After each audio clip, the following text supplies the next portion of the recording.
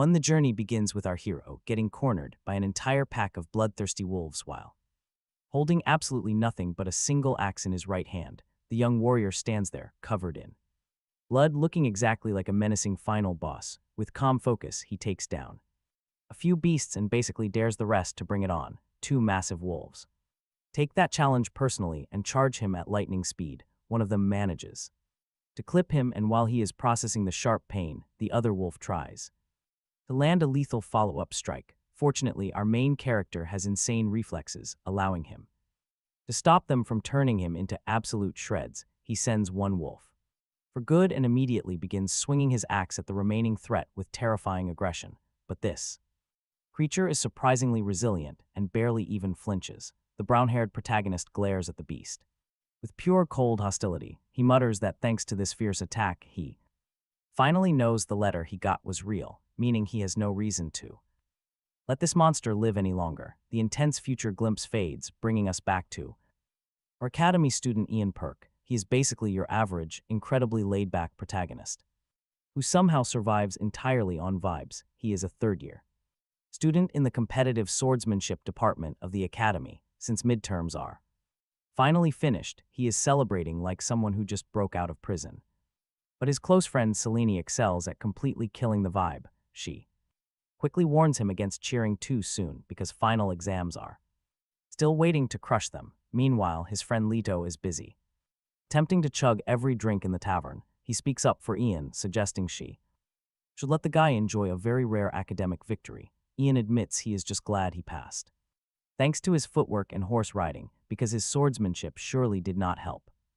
Leto Hill chuckles loudly, teasing him that after all this intensive studying, Ian is still destined to end up as a low-level background security guard.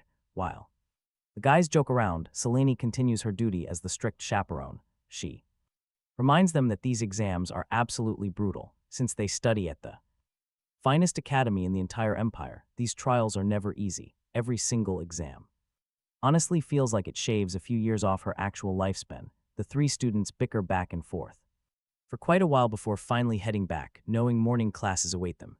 Ian deeply detests how practical lessons begin right after major testing, viewing it as utter academic torture, but he has no choice. The very moment he steps inside his room, he collapses onto his bed and immediately passes out. While sleeping, he sees a vision of himself looking completely exhausted, depressed, and running on negative emotional energy. His dream self warns someone that a monster named Delphum is approaching and must be stopped. In this vision, Ian looks exactly like a dark anime antagonist who just watched his entire world crumble before his eyes. He suddenly wakes up drenched in cold sweat, deeply questioning what kind of absolute nonsense his mind just generated. He vaguely recalls the legendary name of Delphum from ancient myths, but shrugs it off, deciding the weird dream is probably from getting utterly crushed by cheap alcohol the previous night. Suddenly, his eyes drift over to several mysterious letters neatly resting on his desk right beside his calendar. Almost immediately, he notices that the current date is completely different from what he remembers. Driven by curiosity, he tears open a letter and instantly gets excited because the handwriting looks quite feminine. Our boy reaches peak delusion speed in under 3 seconds, eagerly wondering if some beautiful academy classmate girl secretly likes him. He eagerly starts reading, but reality immediately hits him like a steel chair. Instead of a confession, the letter talks about fiancés, raids, demonic beasts, practical exams, and all kinds of random nonsense. The writer says she will dream of him tonight before signing off with a date that is completely wrong. It does not even match the calendar. The sender is named Sephia, and Ian decides someone is obviously trolling him. His dreams of finally getting a secret admirer are sent straight to the trash. Annoyed, he throws the letter away and heads to class. The second he arrives at the academy, things get weird. Everyone keeps staring at him like he accidentally leaked the group chat. Ian has no clue why he's suddenly famous overnight. To make things even stranger, an axe hangs from his waist and he has absolutely no memory of where it came from. He spots Selene and Leto in the crowd and calls out to them, but they avoid him like he is carrying some horrific plague. Then Leto suddenly spins around and starts inspecting him like a mechanic checking a broken engine. After a few seconds, he starts celebrating because apparently the evil spirit Possessing Ian is finally gone, leaving him completely lost. The last thing he remembers is hanging out with them and then going to sleep. Selene explains that he got possessed by a spirit sometime last week and spent his time treating his friends like unpaid interns. The whole ordeal destroyed their reputation, and they would have dragged him to an exorcist ages ago if he had not threatened everyone with an axe. Ian points at the axe hanging from his waist and asks if it is the same one. His friends immediately tell him to put that thing away because just looking at it triggers their worst trauma. Ian still cannot understand why he got possessed in the first place and starts wondering if that weird dream is somehow connected. Then his friends drop another nuclear level info bomb. Apparently, he defeated Syria Yordana, the top second-year student, the youngest aura user around, and basically the swordsmanship final boss of her grade. Ian cannot process it. His normal self is a certified loser. Yet somehow he not only beat her, but sent her to the hospital for an entire week. Whatever spirit possessed him must have been running premium cheat codes. Just when Ian thinks things cannot possibly get worse, Selene drops the deadliest bomb of all. She reveals that his next swordsmanship class is going to be a combat match. Yeah, his survival rate just dropped to single digits. Ian makes Syria drop straight to her knees. She cannot believe what is happening, because this is the same guy who could not survive 10 seconds against her before. Ian tells her the truly unbelievable thing is her trash tier swordsmanship. Then he smacks her across the face with the wooden sword and launches her toward the arena wall like she just got hit by a physics glitch. Before she can even recover, he lands another hit on her waist and she folds. From the pain, the students watching are absolutely tweaking because Syria has been undefeated even against fourth years, yet she is getting packed up by Ian of all people. Ian asks the fallen swordswoman why she never questioned his attacks. Every single opening she rushed toward was basically bait, and she sprinted into every trap like a speedrunner skipping common sense. One almost feels bad for her because she never realized those openings were completely fake. That is exactly how their very first duel went down, back in the present. Ian realizes he is totally cooked because he has to fight the Academy's top student, Syria Yordana, once again. Apparently getting folded once was not enough for her since she demanded a rematch. Selene immediately starts stirring the pot, telling Ian he can always surrender if he is too scared. Spectators whisper that Syria is stubborn as hell. She lost badly but refuses to accept defeat and just move on. They mention Professor Derek always covered for her because she was absurdly strong, but this defeat completely crushed her massive pride. Syria takes her stance, Ian does the same, and the tension starts climbing. Professor Derek tells everyone to shut their mouths and officially starts the match. He reminds them this duel counts as class today, so their grades are on the line too. Ian internally complains that the evil spirit could have at least cleaned up its mess before vanishing. Instead, it showed up, ruined his entire life, then basically rage quit. He figures Syria can easily afford losing a few marks as the top student, but if he fails this class, he is one bad semester away from becoming a basement dweller living with his parents. His brilliant strategy is simple: just survive for 10 minutes and let Syria get the frustration out of her system. Unfortunately, that plan dies instantly. Before Ian notices, Syria appears right in front of him and launches him into the air. The second he lands, he realizes there is absolutely no universe where he lasts 10 minutes. At this rate, he is getting hospitalized before the 1-minute mark. Honestly, he wants to surrender right there, but he already knows she will not accept it, so he drags himself back up and decides to suffer a little longer. Ian asks if it is his turn now, and Syria casually tells him to do whatever he wants. Ian rushes forward and suddenly notices something strange. His body feels much lighter than before, and it moves exactly how he wants it to. Since he remembers nothing from the possession period, he has no clue what happened to him during that time. But Syria gets excited, thinking he is finally about to fight back properly.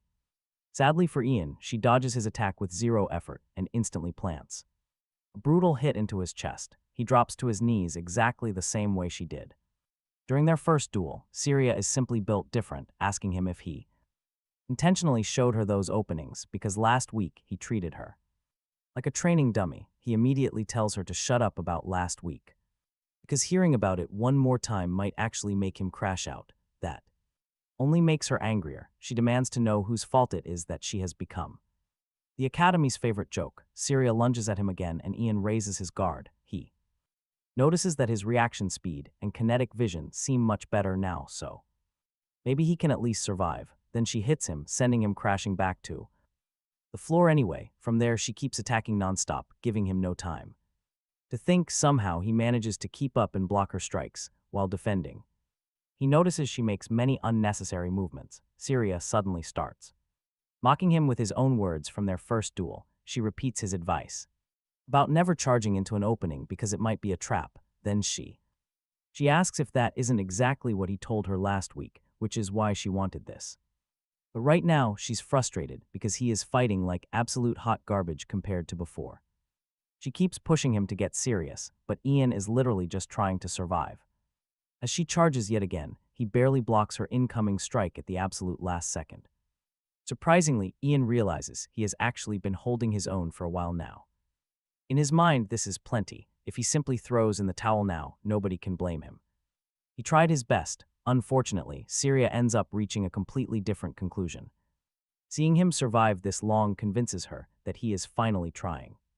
Because of this, she decides it's time to stop holding back herself. She gears up for her strongest attack and lunges. Ian takes the direct hit. He gets slammed into the dirt. Professor Derrick announces that if Ian doesn't get back up within 5 seconds, Syria wins. As the countdown starts, Ian just lies there staring blankly at the sky. So many wild things have happened since last week that all he wants is to go back to being a completely normal guy. Syria asks if he threw the match on purpose, warning him that ending things like this won't work. She will just demand another duel, even if he skips class or tries to hide. She will keep challenging him until he experiences the same humiliation she felt. Ian can't help but think this whole situation is completely ridiculous. He's out here fighting for his life over something he doesn't even remember doing. Just as the count is about to finish, he slowly stands back up. Professor Derrick asks if he wants to withdraw, but Ian says he can still fight. The match resumes, and suddenly, Ian realizes there is no more running away. The weak guy who spent the whole match just trying to survive suddenly vanishes. In his place, the savage swordsman from before begins to show himself. If Syria wants this fight so desperately, then fine, he's going to tear her bruised pride into absolute confetti all over again. Syria lunges immediately, but Ian casually catches her incoming sword with a single hand. The entire arena completely freezes. Syria desperately tries to pull her weapon back, but it won't budge. It feels as though her blade is caught in a literal hydraulic press. Ian locks onto her with a cold, terrifying death stare. Then he whispers, "Got you?" With that, Ian casually chucks Syria's wooden sword across the arena. He immediately drops into a stance to end this once and for all. He calls out that it's over, making Syria cover her head to brace. For the hit, she expects the absolute most disrespectful finishing move in the Academy's history, but just before his strike lands, Ian stops cold. He suddenly realizes he is trying to settle beef from a week ago that he doesn't even remember. Winning this won't change anything for him, and the annoying drama will just start all over again. So instead, he gently flicks her forehead. Syria instantly gets annoyed, asking if he's mocking her. Just because he won, Ian asks why she is so desperate to defeat him. In the first place, she snaps back that winning is absolutely everything to her. Losing would make her a complete laughingstock. Ian asks if other opinions matter that much. He points out that losing one silly duel won't magically erase everything she has achieved. More importantly, all the intense time and effort she poured into improving her swordsmanship won't vanish because of one single loss. Syria quietly agrees, admitting that being everyone's punchline still hurts. Ian asks if it is really fair for all her hard work to suddenly go to waste and become meaningless just because random people keep talking. Then he jokes that he has been taking hits at this academy for years, so he is basically immune to nonsense by now. Hearing this, Syria starts reflecting on herself. She realizes she unconsciously convinced herself her sword was totally worthless after that loss, but her swordsmanship is not built on other people's approval. It is built on the confidence and effort she invested in herself all these years. She admits she learned a lot today, bows slightly, and thanks Ian for his words. Professor Derrick, who just watched a motivational speech disguised as a duel, laughs and loudly declares Ian the winner. Syria then announces she will continue walking her own path no matter what anyone says, just like Senior Taught her somehow our guy accidentally unlocked the mentor route. Without even trying, news spreads through the academy faster than a leaked group chat that Ian defeated Syria twice. The students immediately start keeping their distance because Ian now looks less like a student and more like the final boss of the semester. Ian thinks everyone is overreacting. In his mind, he only won because Syria was not serious during that first fight. Sure, his aura detection and mana have improved, but it is not like he suddenly became some overpowered monster. If Syria's skills were not already incredible, he would have been folded instantly. Even so, he cannot stop wondering what happened during that missing week. While he is lost thought, Selene and Leto show up and ask if he is thinking about the possession again. Ian says yes and wonders why he got possessed in the first place. Selene tells him to stop worrying because the saint at the cathedral already checked him and confirmed he is perfectly fine. Rowan then points out that rumors about him are spreading everywhere. Selene immediately shrugs and says who cares since the rumors are not even bad. Then she starts exposing academy gossip. Before all this happened, people used to look down on Ian because he was a low-ranking noble. According to them, he had a decent face. But being a countryside noble killed all his aura points. While saying this, Selene starts blushing. Bullen instantly focuses on the only part that matters and asks if people thought he was handsome. Selene responds by stomping on his foot so hard his ancestors probably felt it. She thanks him because the high-ranking nobles stopped bothering them after Ian became the academy's personal nightmare. Nobody wants problems with the guy who packed up Syria twice. Then she and Leto ask if the rumors about Syria following him around are true. Orion tells them to casually look to the side and not make it obvious. Naturally, both of them snap their heads sideways like NPCs reacting to a sound effect. Standing beside a tree is Syria, wearing cloth over her head like she's trying out for Teenage Mutant Ninja Academy. Leto asks when she started following him and Ian casually says 5 days ago. At this point, he is one awkward interaction away from losing his sanity. Ian walks over and directly asks if she has been stalking him for 5 days because she needs something. Syria removes the cloth from her face and immediately asks how he saw through her. Her disguise is awful. The fact she thinks it actually works is honestly amazing. She gets straight to the point and begs Ian to train her because she needs to get stronger. To persuade him, she puts on the cutest face possible and starts blushing like she is starring in a romance anime. Too bad Ian is completely oblivious. He turns her down without hesitation. Ian explains that he only won because she let her guard down and that the whole thing was pure luck. In his mind, luck is basically a skill. Syria keeps trying to negotiate and asks him to teach her until the hunting festival at least. When she says those words, major alarm bells start ringing inside Ian's head. The mysterious letter mentioned that event and he suddenly remembers another detail from it. Emma from the alchemy department went out to gather herbs during the festival, got attacked by a beast, and was found with her stomach ripped open.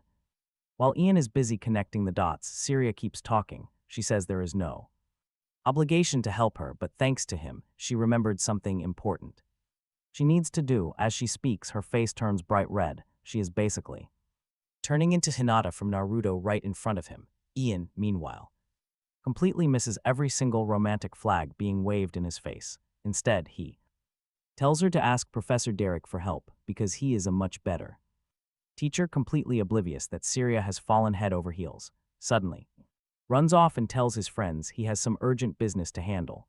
As he leaves, he keeps thinking about that mysterious letter. He still does not fully believe it is real, but it has Emma's name. If there is even a small chance that the letter came from the future, he needs to make sure she stays safe. Syria heads over to Professor Derek for training. Derek starts teaching her how to form a properly balanced aura around her body. And she grinds harder than a ranked gamer trying to recover from a losing streak. Seeing how seriously she takes it, Professor Derek tells her that if she keeps pushing herself this hard, she should be able to manifest aura by the time the hunting festival starts. Syria thanks him for the training and Professor Derek admits he is surprised she came to him for guidance. In the first place, the moment Ian is mentioned, Syria instantly switches into full romance mode, saying that Ian convinced her to ask Derek for help. That catches Professor Derek completely off guard. After finishing up her Training, Syria says goodbye and casually claims there is nothing else. Derek can teach her. The professor watches her leave, thinking her social skills are completely cooked. Before she goes, he tells her not to rush. After all, Ian managed to place second during the hunting festival when he was only a second-year student. Derek laughs at himself, since it is pretty weird for a professor to tell students not to improve too fast when grades are his entire job. But since it is Syria's first hunting festival, he decides to give her some advice. Derek tells her to start studying the monsters and terrain of the southern forest because that is where the hunting festival will take place. He points out that the upperclassmen are already doing their homework on the forest. Syria asks if stronger monsters live nearby. Derek explains that the entrance is pretty quiet, but going deeper brings out real nightmare fuel.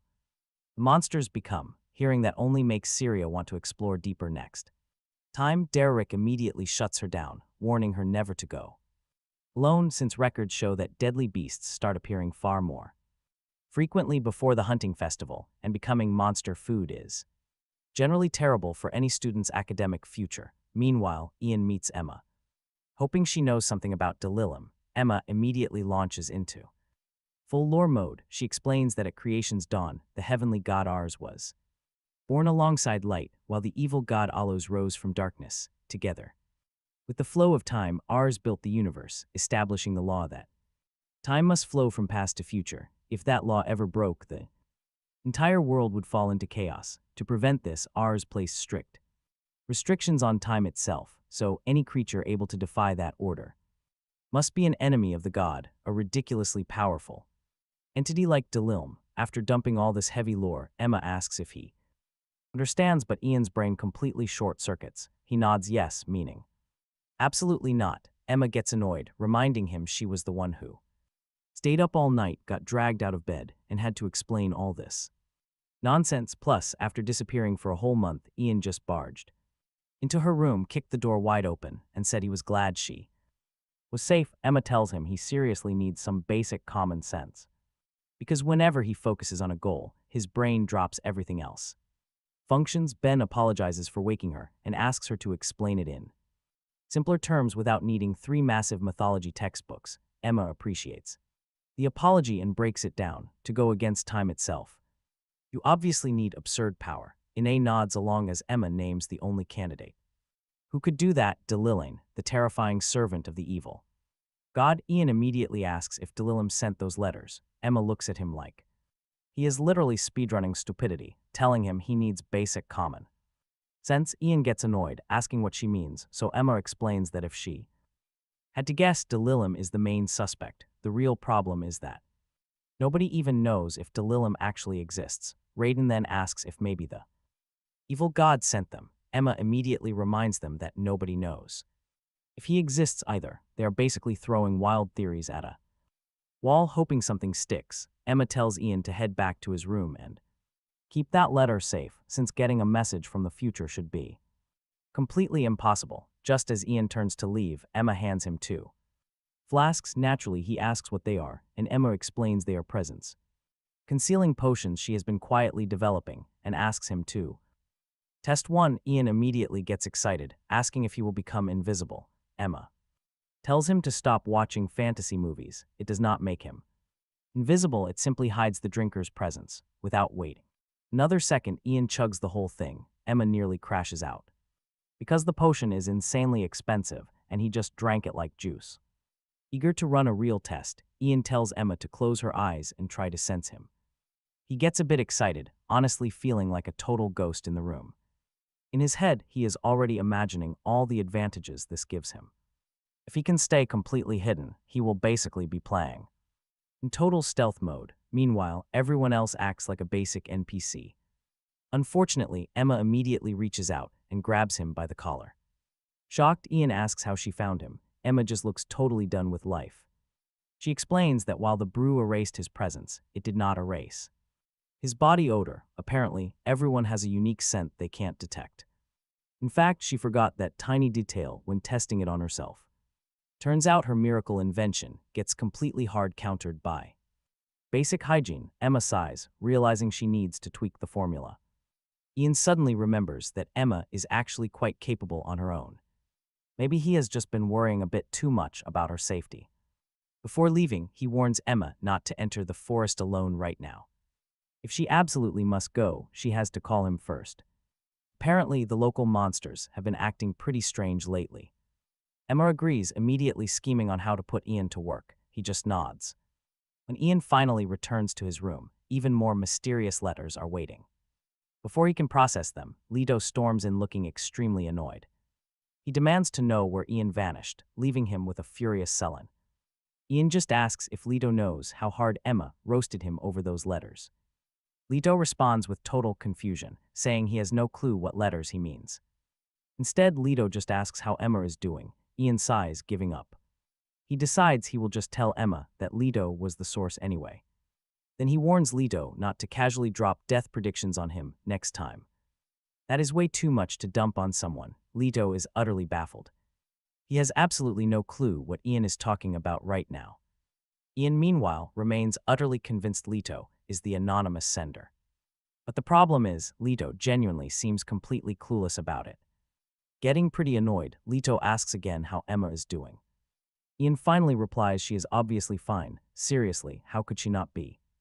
Except he has no idea Emma is currently pinned to a tree, covered in blood. With a massive hole in her chest, things just got dark. A woman dressed in white calls her Emmanuel and prays God stays with her. She quietly adds that this is a direct greeting from the Holy Nation. Ian explains they found Emma near the forest edge, according to scouts. Monster was responsible. The woman replies that monsters rarely show up here. Emma likely let her guard down. Luckily, she drank a special potion that made her appear dead after receiving that fatal wound, which actually ended up saving her life. Ian is stunned, asking if she used some kind of divine power. The woman explains that divine magic is not an unlimited cheat code. If someone offers something valuable, miracles can happen. Ian points out that Emma is only an herbalist's daughter, and she does not exactly have legendary artifacts lying around. The priestess. True value is not measured by money. What really matters is how rare the offering is to find in the first place. She also mentions that Emma's father is arriving soon. The woman gently warns Ian that explaining all this to her father will not be easy. If he wants, the church can take care of it so he can just go home. But Ian immediately refuses. He was the last one to see Emma, so he is staying. Seeing how shaken he is, the woman gently tells him to calm down. She says none of this is his fault and begs him not to blame himself. Then she resumes her prayers. Furious, Ian punches a nearby wall. If that monster had not appeared near the forest entrance, Emma could have escaped. Everything would have been completely different. Standing there in shock, Ian notices Leto. Suddenly he hears a man crying and asks if that is Emma's father. The grieving father desperately begs to see his daughter, but hygiene rules make it impossible. The priest refuses to let him in. There is absolutely nothing Ian or Leto can do. They try their best to reassure him that the priests are doing everything possible. Then Ian offers him the potion Emma gave him, hoping it offers some small comfort. Emma should be remembered through her own achievement, but the father refuses. Instead, he asks Ian to keep and use it as a way to always remember Emma. Hearing that completely wrecks Ian. He feels entirely responsible for everything. If only he had not warned her. If only he had deciphered that letter sooner. Back then, he had no idea those letters came from the future. Now he does. And because of that, he knows he cannot ignore these warnings anymore. He has to find Sepia, the mysterious writer behind these future warnings. He must prevent every disaster before it can happen. But when Ian mentions Sepia, Leto nearly jumps out of his skin. Suddenly, his face completely lights up. It is like he just discovered some premium, top-tier gossip. He immediately teases Ian about confessing to some girl, but Ian tells him to stop. He just needs to find the person who actually wrote that letter. Leto asks if he checked the student registry, but Ian found absolutely nothing. Leto immediately starts acting like a cheesy romance narrator, suggesting Sepia is a fake name. He wonders what kind of girl has Ian feeling this incredibly stressed. Annoyed, Ian snaps that it is nothing like that. He just needs real answers. But Leto keeps teasing him anyway, which earns him a swift punch to the face. Finally getting serious, Leto asks if Sepia is not also the name of a flower. Ian nods, and that is exactly why he cannot tell if it is a real name. Besides, he remembers hearing that the sepia flower is incredibly common in the northern regions. Suddenly, a realization hits him. The cold north is controlled by the Jordana family. Ian tells Leto he will keep asking around, but one specific name comes to mind. If they are talking about someone from the north, only one person makes sense: Syria. The Jordana clan is the only family he knows from that snow-covered region. But the weird part is why Syria would even send a love letter with a fake name. Why not just talk to him directly? Before he can think any further, she appears. Suddenly, Syria is standing right there, holding a heavy bag of gold coins. She nervously hands it over as payment for his lessons. He opens the bag. And his soul almost leaves his body. There is so much gold inside. It is enough to make any broke student cry tears of pure joy. Syria realized that ignoring Ian's past help without offering some compensation would be pretty rude. Though Ian asks why she's suddenly this desperate for his training, Syria admits she has nothing left to learn from anyone else. Hearing this, Ian immediately tells her she's giving him way too much credit. He already explained he lacks the ability to guide someone as talented as her. Honestly, she is doing just fine.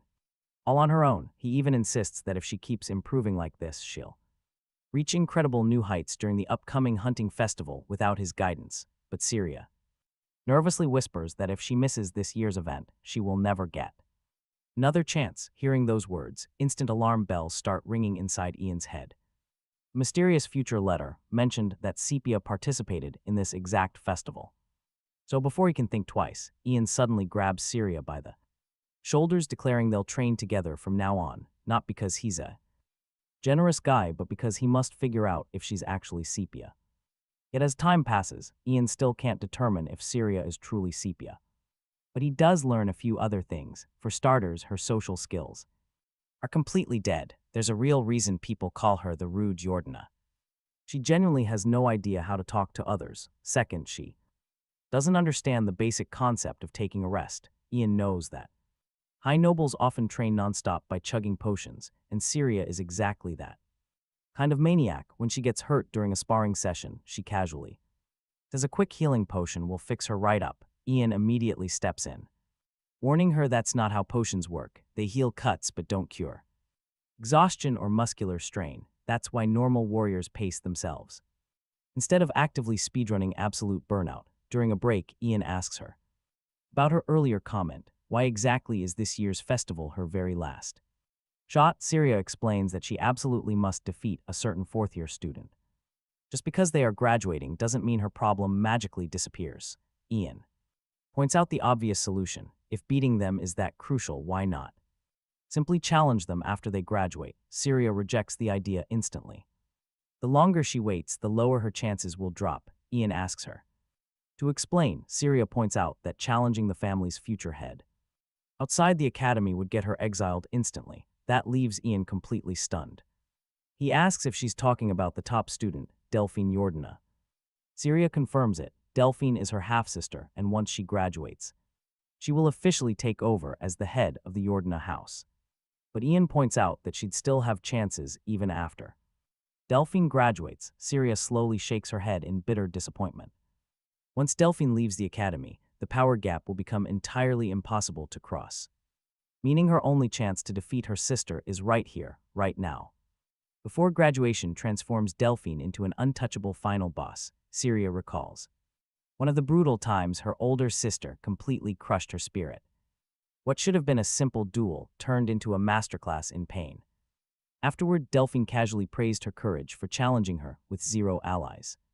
Then she bluntly reminded Syria that rallying allies and using them effectively is also a key part of true power. That memory still burns.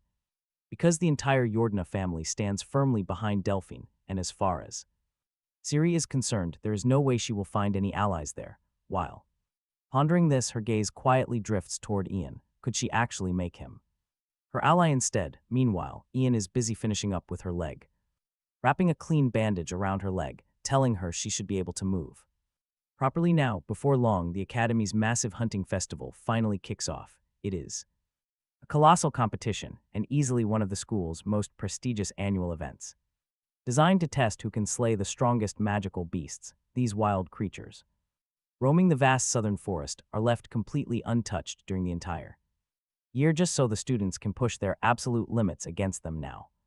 But while everyone else prepares, Ian cannot stop obsessing over that mysterious letter. According to those written words, Siri would participate and she would supposedly grow much closer to him during the chaotic hunt. Too bad he still has absolutely no clue what any of this actually means for him. Still, the warning keeps living completely rent-free in his head. Before he can think any further, Selene suddenly waves from a distance, shouting that they need to head out right away. Ian asks why she is rushing. Selene instantly huffs and calls him a total idiot, pointing out that nobody wants to train beside someone who just thrashed them. Ian calmly explains that it was only a sparring match and everything was settled. Completely afterward, Selene is not buying that, reminding him that Siri was spent days trailing behind him. Ian casually shrugs, explaining that she only wanted to ask him a question, and she is not doing it anymore. Selene frowns, demanding to know why he keeps defending that girl. Sensing trouble ahead, Ian instantly triggers his emergency distraction mode. He suddenly grabs Selene's soft cheeks, causing her to instantly start blushing in pure panic. She asks what he is doing, but he just asks if she changed her perfume. Flustered, she mumbles that it is actually just her new facial cleanser. Inside his head, Ian throws up a quiet victory sign because the distraction worked flawlessly. Selene then asks what their main training exercises will be. Since this is her very first hunting festival, Ian figures it will mostly involve forest exploration and learning the terrain. Selene admits she just hopes they do not run into any monsters. Hearing that instantly sours Ian's mood. Under normal circumstances, she would be right, but according to his future warning, a massive beast attack is definitely coming. If everyone acts quickly, they can prevent a total tragedy. Sadly, that also means many unsuspecting students could still get severely injured. Since he is the sole person armed with this warning, he feels obligated to stop it no matter what. Suddenly, Professor Derek booms, calling all the students together to begin his briefing. Honestly, the eccentric man has enough raw energy to power a whole city. He immediately reminds them about the terrifying incident where a student got ambushed near the forest boundary. Since wild beasts rarely venture that close to the entrance, so their sudden appearance means they must remain extremely vigilant. Whether they are marching or actively fighting, they must keep their eyes peeled. After all, the creatures dwelling in the southern forest know this territory far better than any academy student. If conflict once fight breaks out, the beasts hold the home field advantage. Derek continues, explaining that aura users capable of materializing their energy are a completely different story. Even if their weapon paths get blocked, they still cut through absolutely anything. Yet no warrior is completely immune to environmental disadvantages. Because of that, today's practical field lesson focus on using the forest terrain to their advantage. Derek tells everyone to pair up and move around freely while training. If they sense danger, they must prioritize retreating and reporting back. Ian immediately starts planning his next moves. If a massive horde of beasts appears like the letter warned, keeping the group together would concentrate their fighting strength. The problem is, suddenly gathering everyone now makes him look absolutely insane. He starts wondering who he should partner with if things go completely south. Right then, Selene approaches and asks to team up with him, but Ian immediately asks Sarah instead. Selene freezes in place, like her system just crashed. Meanwhile, Ian and Sarah head deeper into the forest. After some time, Ian notices something weird. They haven't detected a single magical beast. He tells Sarah to take a breather, but warns her to stay fully alert. Sarah confidently replies that keeping watch is not a problem. Then she asks why he wanted to partner with her specifically.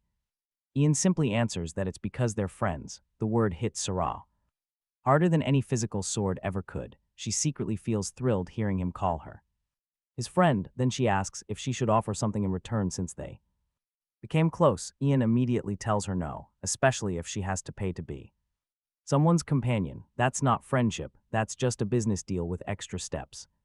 He explains that friends talk, take walks together, and openly share secrets they can't tell anyone else. Sarah processes this like she's unlocking some hidden skill tree. Then she asks if she can bring up a rude question. Ian says sure, so Sarah asks if the reason they ventured deep into the forest is because his friend got hurt here. Is he seeking revenge against the magical beasts? For a brief moment, Ian doesn't know how to Respond, painful memories of Emma flash through his mind, then he quickly yells that this isn't about revenge. He came here to track the magical beasts themselves. After calming down, he asks what she would do if one of her friends got ambushed by magical beasts. Sarah answers without any hesitation, saying she'd want to destroy them. Ian says that's exactly how he feels because Emma was his close friend. At the same time, he clarifies that he's no brainless idiot who's going to charge blindly into danger. He needs to make absolutely sure they're not walking into something they can't handle. The moment those words leave him, his expression shifts. He suddenly senses an ominous presence. There's a magical beast, then another and another. Sarah senses it too, her face instantly turning pale as she starts counting. 1, 2, 3. The numbers keep climbing. When they finally look ahead, they see an entire horde of monsters staring directly right at them, a dozen of them. Ian instantly realizes the situation is far worse than he initially feared. If there are this many magical beasts gathered here, then every student in the forest is in serious danger. Right then, Sarah pulls out her sword. She drops into a fighting stance, ready to throw hands, and asks Ian if they actually have to fight right here. Ian immediately tells her to chill because this is definitely not the time for a boss fight. They need to run and report everything to Professor Derek first. The two start sprinting out of the forest, but the beast is totally locked in, chasing them down like it has some personal grudge. Ian thinks that if they just keep running, they can make it out and let the professor know what is happening. Then he suddenly hears Syria scream. He spins around and sees her collapsed on the ground, clutching her leg in pain. Ian rushes over, asking if she is okay. She explains she twisted the exact same ankle she injured back during training. She insists she will be fine once she wraps it. But Ian already knows their situation is completely cooked. The beasts are coming fast. They're way toward them. He tells her to go on ahead without him. Syria immediately blames herself, but Ian cuts her off, telling her that is not how friendship works. Friends do not do that. Classic case of friendship first, self-preservation second. He dashes deeper into the forest, realizing the local wildlife has already vanished because they sense those deadly predators coming and chose to escape immediately. Ian quickly figures out that he does not need to fight them directly head-on. Pulls out the drug Emma gave him, deciding this is finally its moment to shine. Next, he covers his body in grass and dirt to completely mask his scent. My guy is playing stealth missions like Light Yagami with a survival guide. He leaps onto a high tree branch and stays completely out of sight. Soon, one of the beasts creeps underneath, totally confused because his scent trail just ends out of nowhere. Peering through the leaves, Ian gets a better look at the beast. Grown man-sized, it is covered in ashen fur, sporting pitch-black eyes. Enough fangs to make a dentist quit. Without wasting a second, he drops from above and drives his sword straight into its head. He can tell his aura is not strong enough to pierce the beast easily, so he throws all of his weight behind the attack to pierce its hide. One beast quickly drops, but Ian immediately realizes that if taking down one is this hard, dealing with the whole pack is going to be pure, unadulterated suffering. Yet he forces himself to lock in, because now is no time for despair. If he cannot stop them, Syria is in serious danger. He tightens his grip on his weapon and takes a fighting stance, deciding he will wipe out every last one of them. He already knows these things resemble wolves, and wolves never travel solo because they always roll deep. Hiding back in the shadows, he suddenly senses 5 more beasts approaching. Ambushes another one, taking it out before it can howl to call the rest of the pack, switching to his heavy axe to send the second beast straight to the grave. While fighting, he realizes that ever since that evil spirit possessed him, he has gotten way stronger. His reaction speed is insane. Now, with senses sharper than ever, honestly believing he can take on anything in this state. Down several of them easily in this state. Meanwhile, on the other side of the forest, Selin is causing absolute chaos, throwing a massive jealousy-fueled fit because Ian chose Syria over her, complaining that she is completely furious. Fully convinced, they are currently sharing a romantic date deep in the woods. As a girl writes fanfiction, Syria suddenly stumbles in with a bloody ankle. She screams for Professor Derek. He instantly asks what happened. Syria explains everything. A massive beast pack attacked them out of nowhere. Ian stayed behind. He fought to protect her after she got hurt. Derek instantly understands. He charges off toward the dark forest. He vows to save Ian, while Syria frantically alerts the other students. Prepare yourselves, grab your weapons before they breach the academy. Her strength completely evaporates. Having pushed too far, she trembles. She collapses entirely. Faintly, she whispers for Ian to stay safe. Our boy is fighting an entire wolf expansion, packed completely alone. Everyone prays he survives. Meanwhile, Ian starts dropping wolves left and right. He wields his heavy sword and battle axe furiously, but fighting this entire army at once is exhausting. The endless battle drains him. Still, 2 more wolves rush forward. Bring it on, Ian mockingly dares the beasts to attack him. They are fast, much quicker than normal, but still just wild beasts. Their moves are simple, fully predictable, and incredibly easy to read. His confidence spikes. He genuinely believes he can slaughter every single one. Predictable targets. The next second, he prepares to strike. Z-zap, he unleashes a lightning strike that fries both beasts instantly. Total annihilation. Drenched in thick blood, Ian quickly scans the area. He assumes they are all dead, but a cold feeling hits him. Something is watching. Another massive beast stands in the dark shadows. It does not charge, it simply observes him with eerie patience. Creeping closer, Ian detects a highly unusual scent on the air. Alchemy, and there is a piece of fabric dangling from its jaws. Staring closely, the moment he gets a clear look at it, his mood instantly and completely tanks. It is a shred of Emma's robe. Everything instantly clicks. This monster hurt Emma. His blood pressure immediately hits max level. Furthermore, this beast is massive, way bigger than all the others. Glaring directly at the beast, he swears on his life that it is dying right here and now. The beast casually spits the fabric out, driving Ian completely insane. He screams pure fury at it, but the monster actually looks amused. It stands there confidently. It feels as though it is mocking him. This monster wants to rip him apart, just like he did to its pack. But Ian refuses. Unlike the mindless beasts, this opponent has strategy. It bides its time. That calculated patience makes it incredibly dangerous. Ian knows a single mistake here will get him killed. Whoosh, the beast explodes forward with absolutely blinding, terrifying speed. It blitzes past him and lands a devastating, bone-crushing blow. This thing is ridiculously fast. Pandy saw it, but his body lagged. He could not react. As it charges again, Ian throws his sword. The beast attempts to snap its jaws around the flying weapon, but misses. Simultaneously, Ian lunges forward with his axe, swinging with total desperation. He pours everything into a strike, meant to cleave the beast in two. But the edge bounces off its hide, leaving him open to a counter.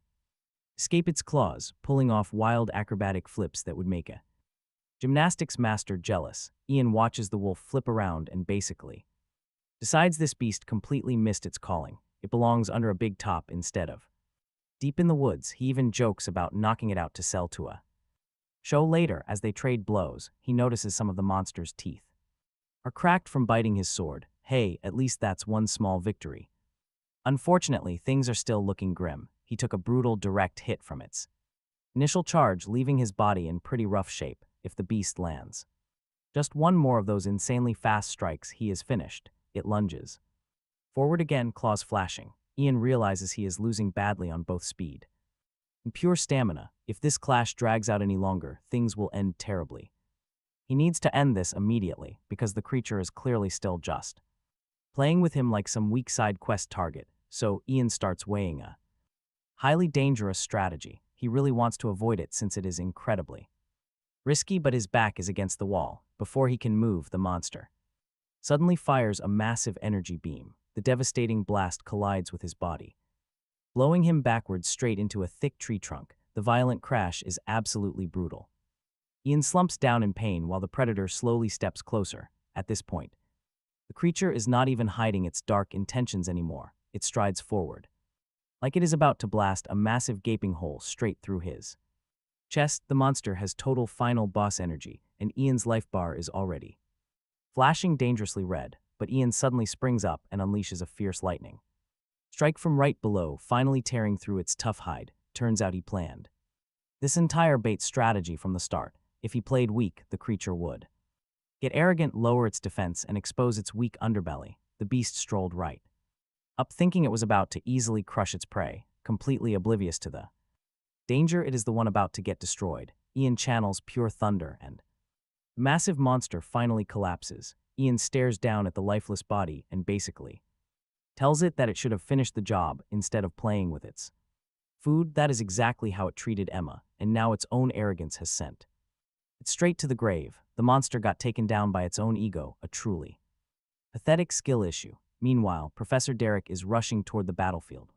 He senses a sharp slash, instantly wondering if Ian is behind it. He can feel two distinct presences close by. One is a powerful magical beast, and the other is almost certainly Ian. Soon, Selene and the other students catch up and ask where he is. Professor Derek tells them he is not sure, but they will find out if they keep going. The moment they arrive, Selene finally gasps. Ian is sitting right next to the massive, fallen beast like he just conquered the ultimate raid boss, looking entirely drained of energy.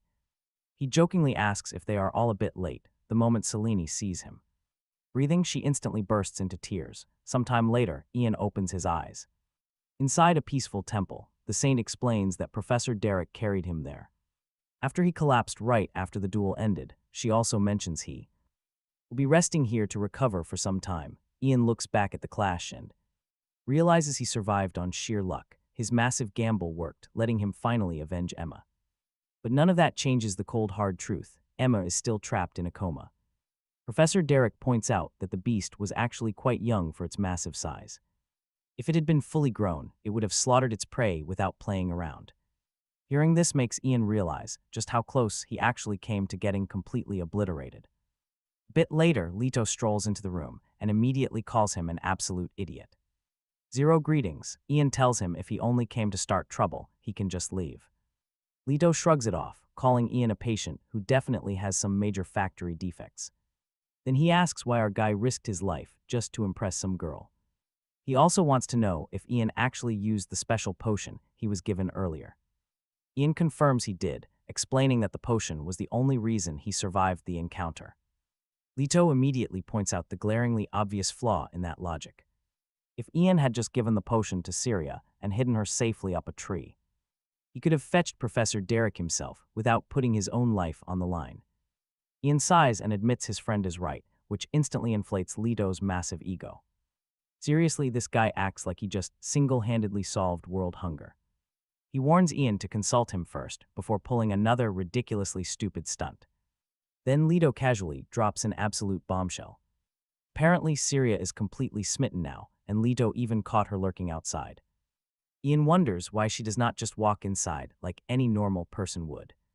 He figures she is probably just feeling deeply guilty about the whole ordeal. But before he can dwell on it, Selene bursts right into the hospital room. She looks happier than someone who just found $100 in an old jacket. Seeing Ian awake, she launches herself forward and wraps him in a tight hug. She cries tears of relief and asks what the two boys were just talking about. Without missing a beat, Leto claims Ian promised to buy him drinks. He wants to use the reward money from defeating that massive beast. Word is the Academy is offering 70 gold coins for the kill. Leto suddenly. He excuses himself to the bathroom, clearly sensing some immediate life-threatening danger. The moment he leaves, Selene grabs Ian's hands and twists them with absolute malice. As he screams in agony, she casually asks if he wants some monster meat. Ian reminds her that he is currently a patient, making her immediately pout. This forces him to apologize, and Selene hugs him tightly once again. She admits she was genuinely terrified and honestly thought he was dead this time. Ian laughs it off, asking if she truly thinks he would die that easily. Through her tears, Selene asks why he constantly throws himself directly into extreme danger. She snaps that she does not care what happens to some random other girl. Ian softly replies that he simply cannot abandon someone who is in trouble. Selene stares, quietly confessing that he is the most important person in her life. He always has been since childhood. Hearing this, Ian's brain completely short-circuits.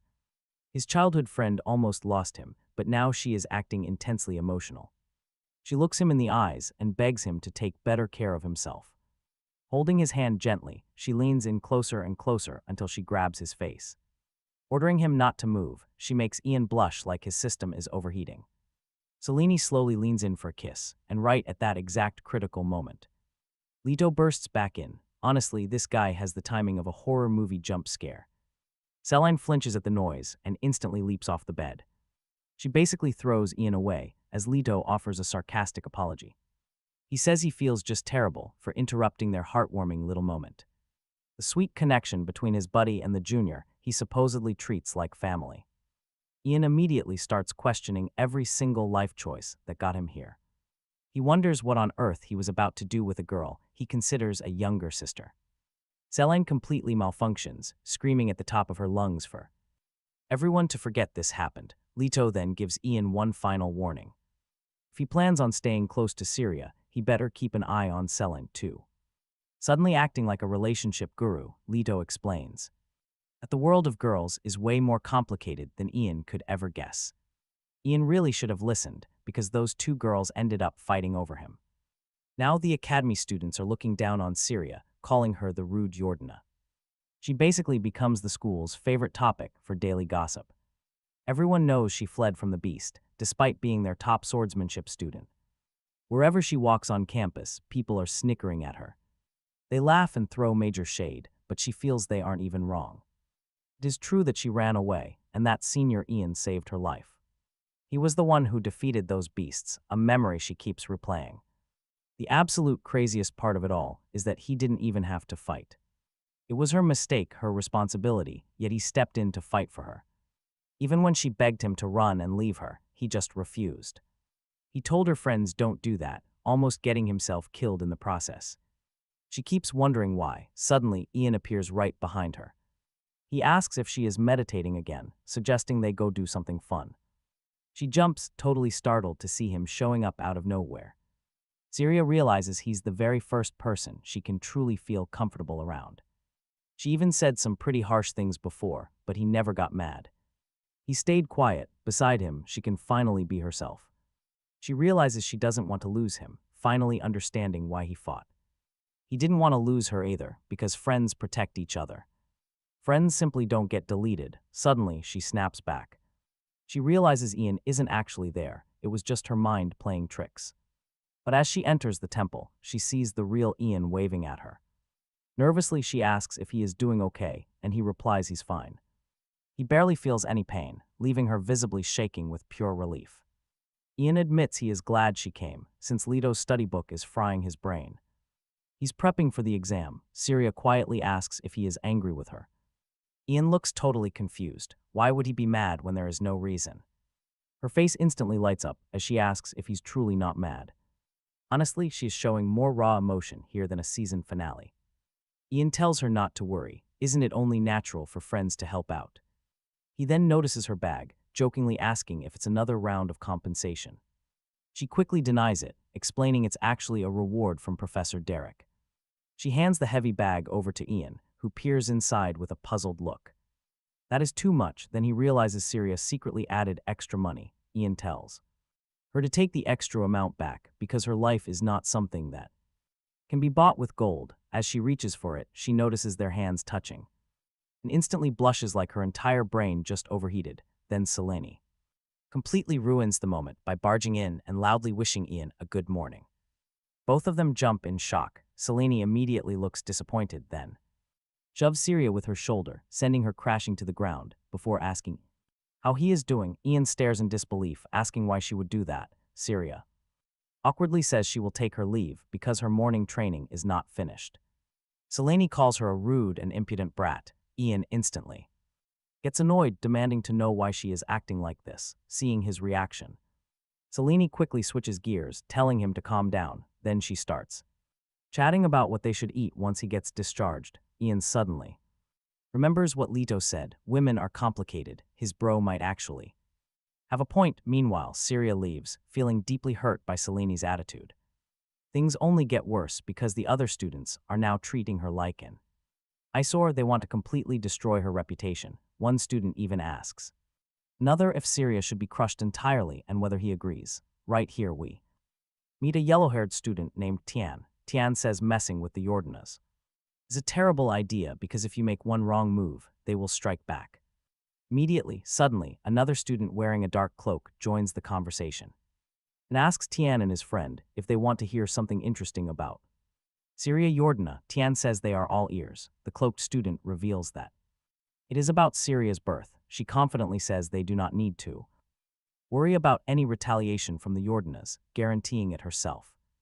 Meanwhile, Ian goes to visit Emma and feels incredibly guilty. He thinks that if he had trusted the contents of that letter earlier, all of this could have been prevented. He remembers the letter also warned that monsters would appear during the hunting festival. According to those pages, the monster's weakness is their horns. Ian immediately realizes the wolves they fought before did not even have horns. That means the next beasts will be completely different and far stronger. He knows there is no way he can stop them alone. His only option is asking Professor Derek for help. Just then, the scientist enters and asks if Ian has already been discharged. Ian says he just wanted to stop by and check on Emma. Then he asks how she is doing. The saint explains that with continuous treatment, they can keep Emma alive, but she will not truly recover. Ian asks if a valuable offering could cure her. She says yes, but it must be an item with incredibly high divine power or massive magical energy. She also mentions that Emma's father has no way of obtaining something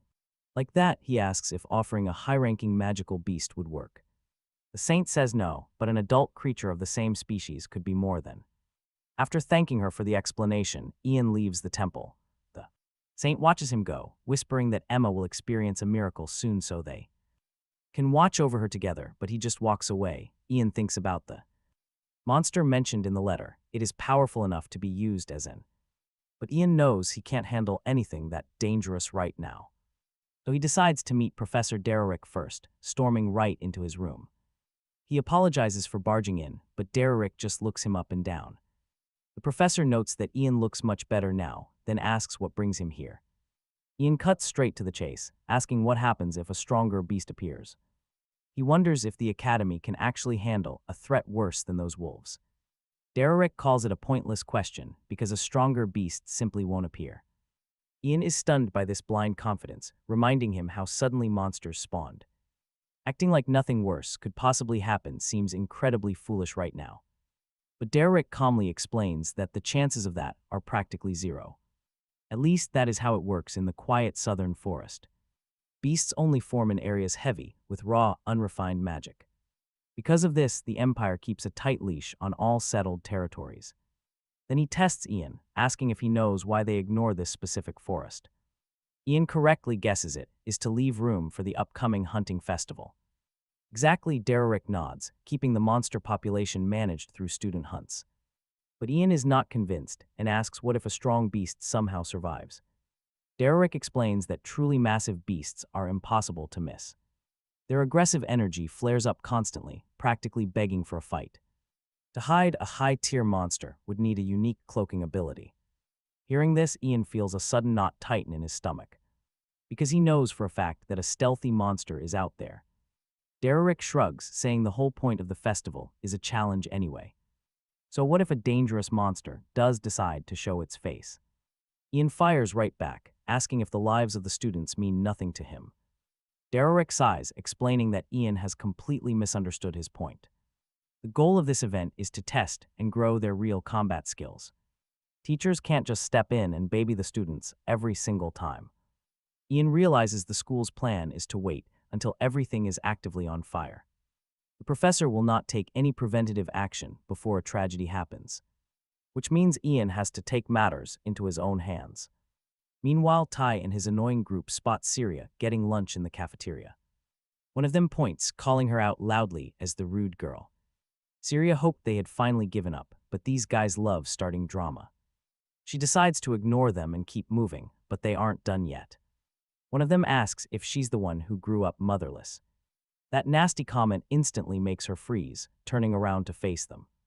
Tana sneers, asking if she has a problem. Syria tries to stay calm.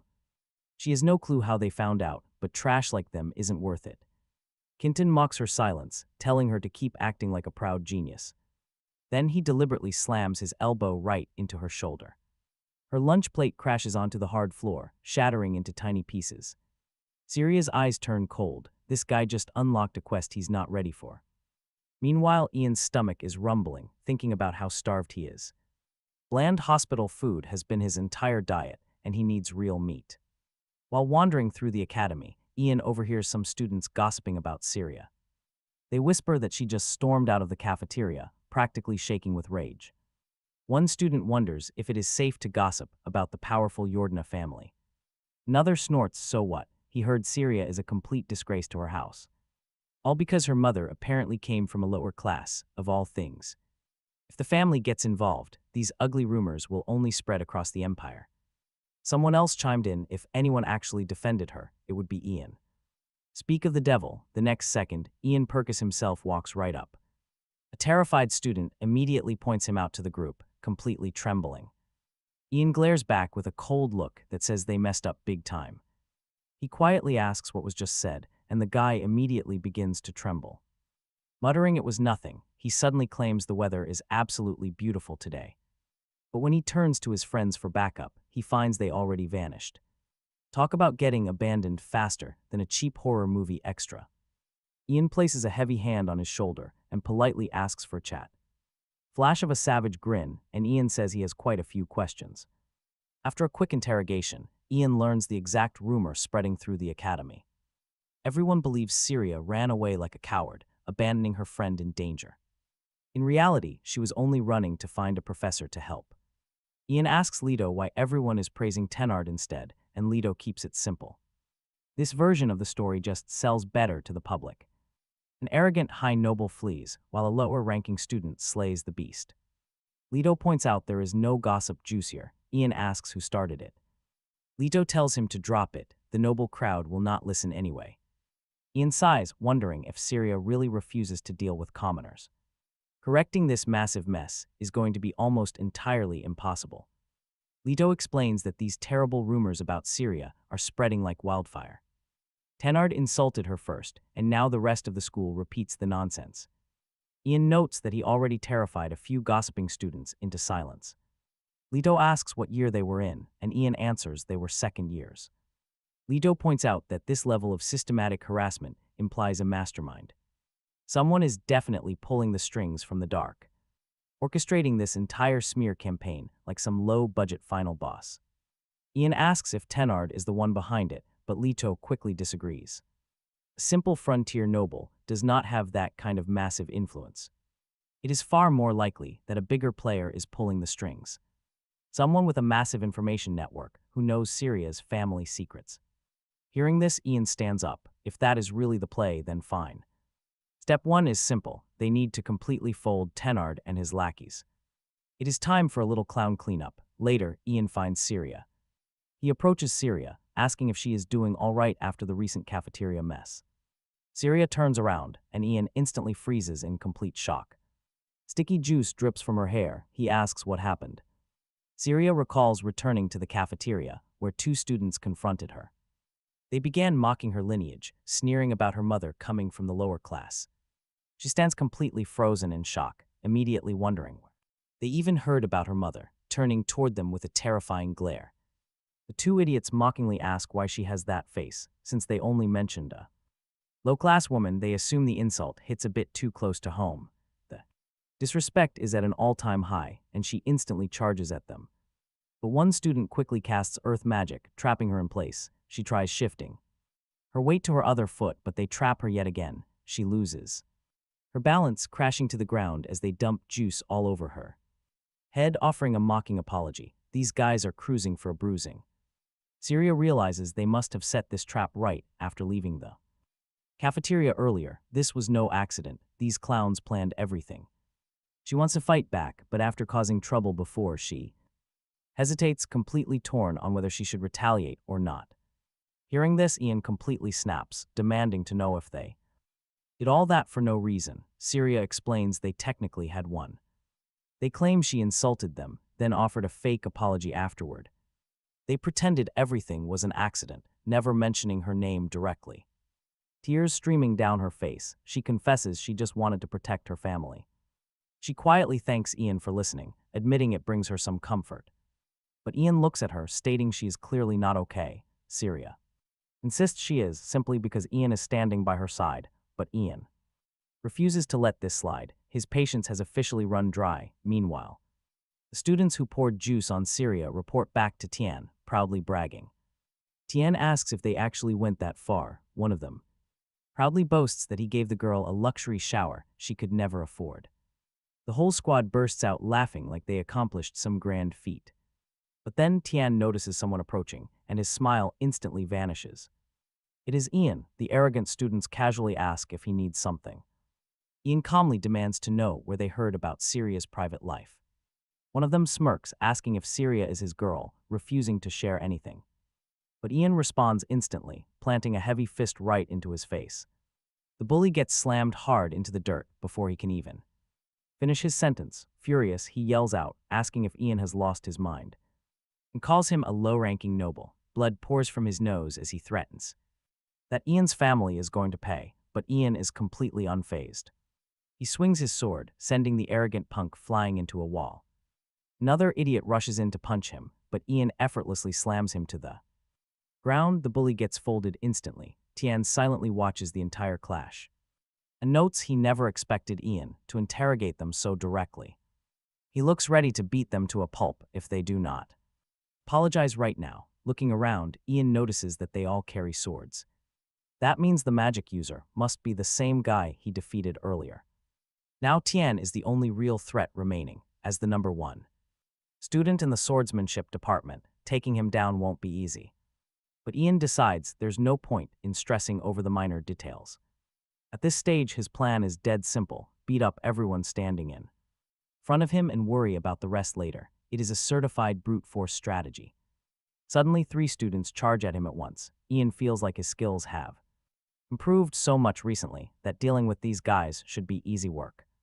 He blocks a sword strike, counters another student, and punches one right in the face. Another opponent swings, but Ian effortlessly blocks the incoming attacks and tosses them aside. Within moments, everyone is down. Ian looks ahead and realizes only Tristan is left standing. The boss battle is officially starting. Tristan glares directly at Ian, demanding to know how his skills improved so quickly.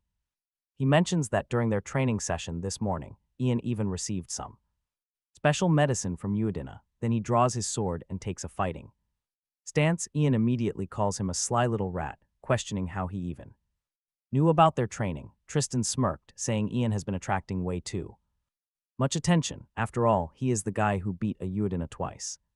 He has been farming reputation points without even realizing it. Suddenly, Tristan charges forward and unleashes his magic. Ian manages to block the first strike, but the very next moment he is blasted backward. Tristan mocks him, saying Ian's sword skills might have improved, but his magic definitely has not. Ian realizes he is right. Reading Tristan's movements and reacting to them won't be enough. If he cannot do anything against that magic sword, at this rate he will lose. He knows his magic power has improved a little bit, but compared to Tristan, it is still not enough for a direct clash. Tristan keeps overwhelming him with sword magic, even throwing out a backhanded compliment. He tells Ian he is tough, but running around won't save him here. Ian calls him a bastard, telling him to keep talking while he still can. Tristan smirks, saying he would love to see him try. He adds that if Ian somehow wins this duel, he will accept defeat like a man. He proudly claims the men of his kingdom always accept a fair fight. Ian almost laughs hearing this guy talk about honor after relentlessly bullying Syria just because he could not beat her. Talk about supreme hypocrisy. Tristan charges forward again, feinting an overhead strike to suddenly slash from the side. Ian barely reacts in time, shocked by the opponent's absurd speed. Tristan asks if Ian remembers their first battle, pointing out how he somehow dodged an attack that should have been absolutely impossible to avoid. It was like reality itself bent to save him. He demands answers. Ian remembers when he was possessed by the evil spirit, but he has absolutely no memory of those exact events. While trying to piece things together, he spots a crucial detail. The ground beneath them is soft and completely torn up from their earlier clashes. Suddenly, a plan clicks. Tristan says he is genuinely interested in uncovering that mysterious technique. He swings his sword once more, but Ian barely dodges and stands panting heavily. Fatigue is setting in, but none of that matters right now.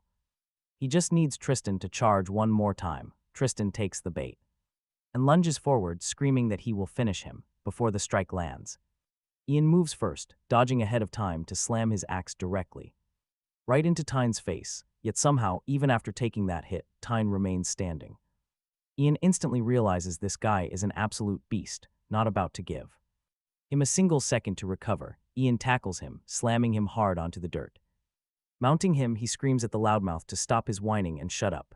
Ian remembers everything Tyne and his pathetic little club did to Syria. How dare they badmouth someone from the shadows? Scum like this deserve to get completely wrecked. Grabbing Tyne by the throat, Ian relentlessly bashes his face in with the butt of his axe. One strike, two, three. The lights officially go completely dark, leaving Tyne totally cold. Soon after, the first of his buddies finally stirs. He instantly starts shrieking, demanding to know how a commoner like Ian dared touch him, proudly declaring that he is Lupin, the third son of Count Rel. Ian simply chucks an axe right beside his head, making the guy nearly have a heart attack on the spot.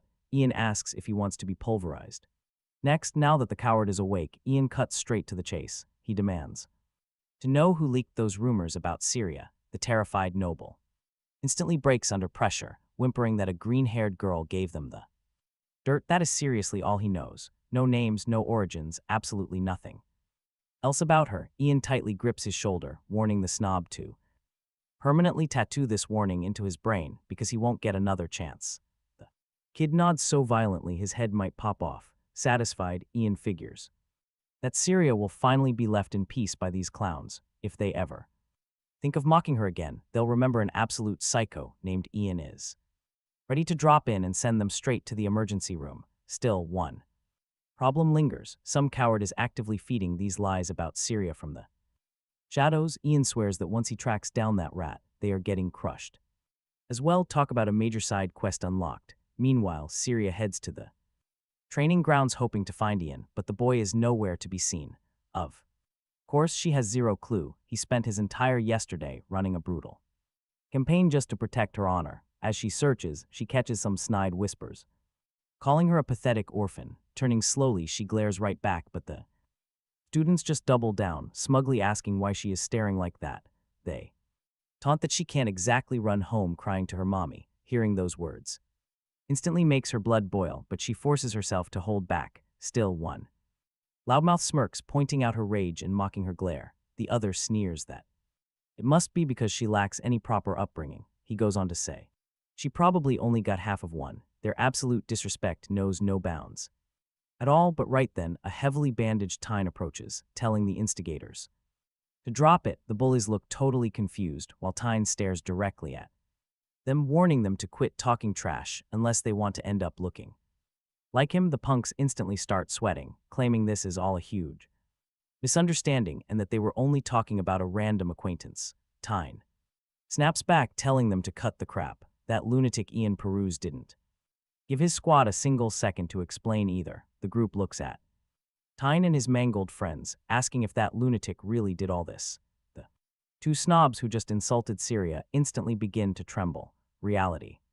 Finally, everyone is logged onto the server when Tyne walks right up to Syria. To everyone's absolute shock, they bow. Tyne formally apologizes and promises they won't bother her. Syria tells him they could have saved themselves the embarrassment by doing this in private. There was absolutely no need to turn this into a massive public scene. But get this, Tyne has a very good reason for it. He explains that if weird rumors started spreading, they would be the ones getting clowned. It is much better if everyone just remembers that some crazy guy named Ian Peruse absolutely folded them. He also admits he does not like Syria because she is rude. Then he says what is even more annoying is that she is stronger than him and has powerful backers. Nearby, Sin pats her on the shoulder, reminding her that finding good allies is a skill too. Before leaving, he tells her she should definitely let Ian know what happened today. Watching them leave, Syria realizes Tyne is actually much smarter than she originally thought. Even the two students who mocked her earlier step forward to apologize for what they did. Syria quietly thinks that if she had been completely alone, she would have just taken the abuse like always. She couldn't do anything about it. But at the same time, she knows she cannot keep relying on Ian forever. She makes a promise to herself. Next time, she'll handle things on her own. Meanwhile, Ian heads over to the temple, where the Saintess immediately greets him with the absolute most disappointed look imaginable. She asks if he actually enjoys getting hurt. The Saintess says she heard he beat up 8 people just yesterday. She only smoothed things over for her own reasons, but if she had not stepped in, the powerful Rainey family would have turned this into a massive issue. Ian thinks that even though Tyne cooperated, there is absolutely no chance That guy is not already plotting some kind of revenge, the Saintess tells him. She properly explained the entire situation to everyone, and that Tyne eventually told her the full story. She also mentions she still owes Ian a favor from last time. Ian looks completely lost, asking what favor. The Saintess simply says that if he does not remember, he should not worry about it. It is really no big deal, Emmanuel. That catches him off guard. The Saintess is practically a heavenly, sacred existence. Under normal circumstances, there would be almost zero chance of him ever meeting someone of her high status. Before he can think any further, Selene suddenly peeks through the temple door, immediately asking if he really beat up Tyne and his entire squad. Without even waiting for him to answer, she charges straight forward and wraps him in a tight, crushing hug. Ian instantly groans in pain, asking why she always launches herself like a rocket every single time they meet. Selene immediately pouts and asks why he cares so much about that rude witch anyway. Ian gently replies that he would have done the exact same thing if it were her in trouble. Then he reminds her of the childhood promise he made long ago, swearing to always protect her. Hearing this, Selene immediately blushes hard, genuinely shocked he still remembers, but Ian asks how he could ever possibly forget. He still vividly remembers when high-ranking nobles first started targeting the rich mines in her family's territory. As part of their wicked scheme, they ruthlessly dealt with her uncle. Back then, he found his best friend crying all alone in the garden. Right at that moment, he swore he would protect her no matter what. Selene hugs him even tighter. Ian whispers to her that if anything ever happens, he will protect her. After all, Selene is basically just like a little sister to him. The second those words leave his mouth, the atmosphere dies, absolute emotional damage.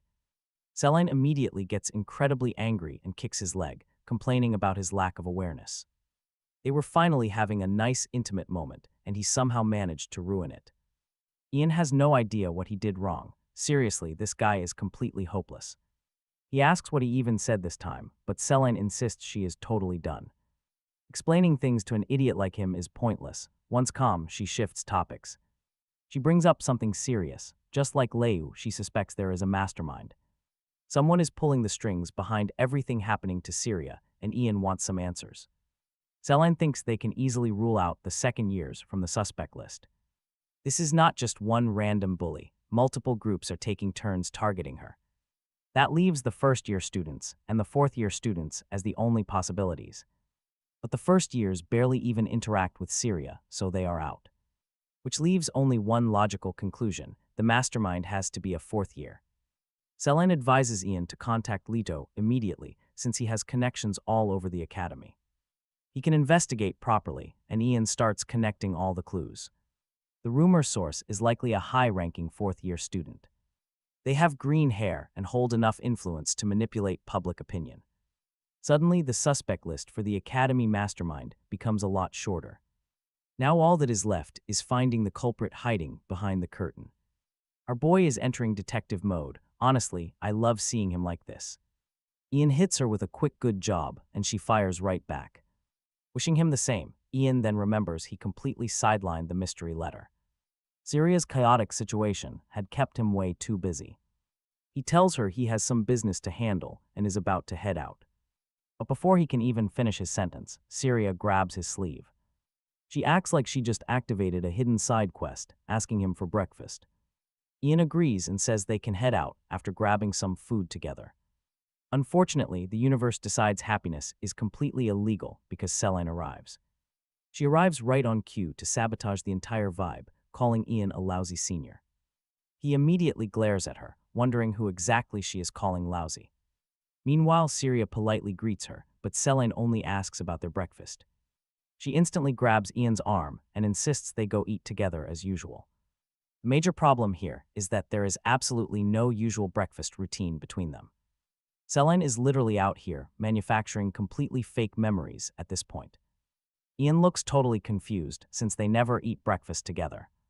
Before they can walk away, Syria grabs his hand and stops them.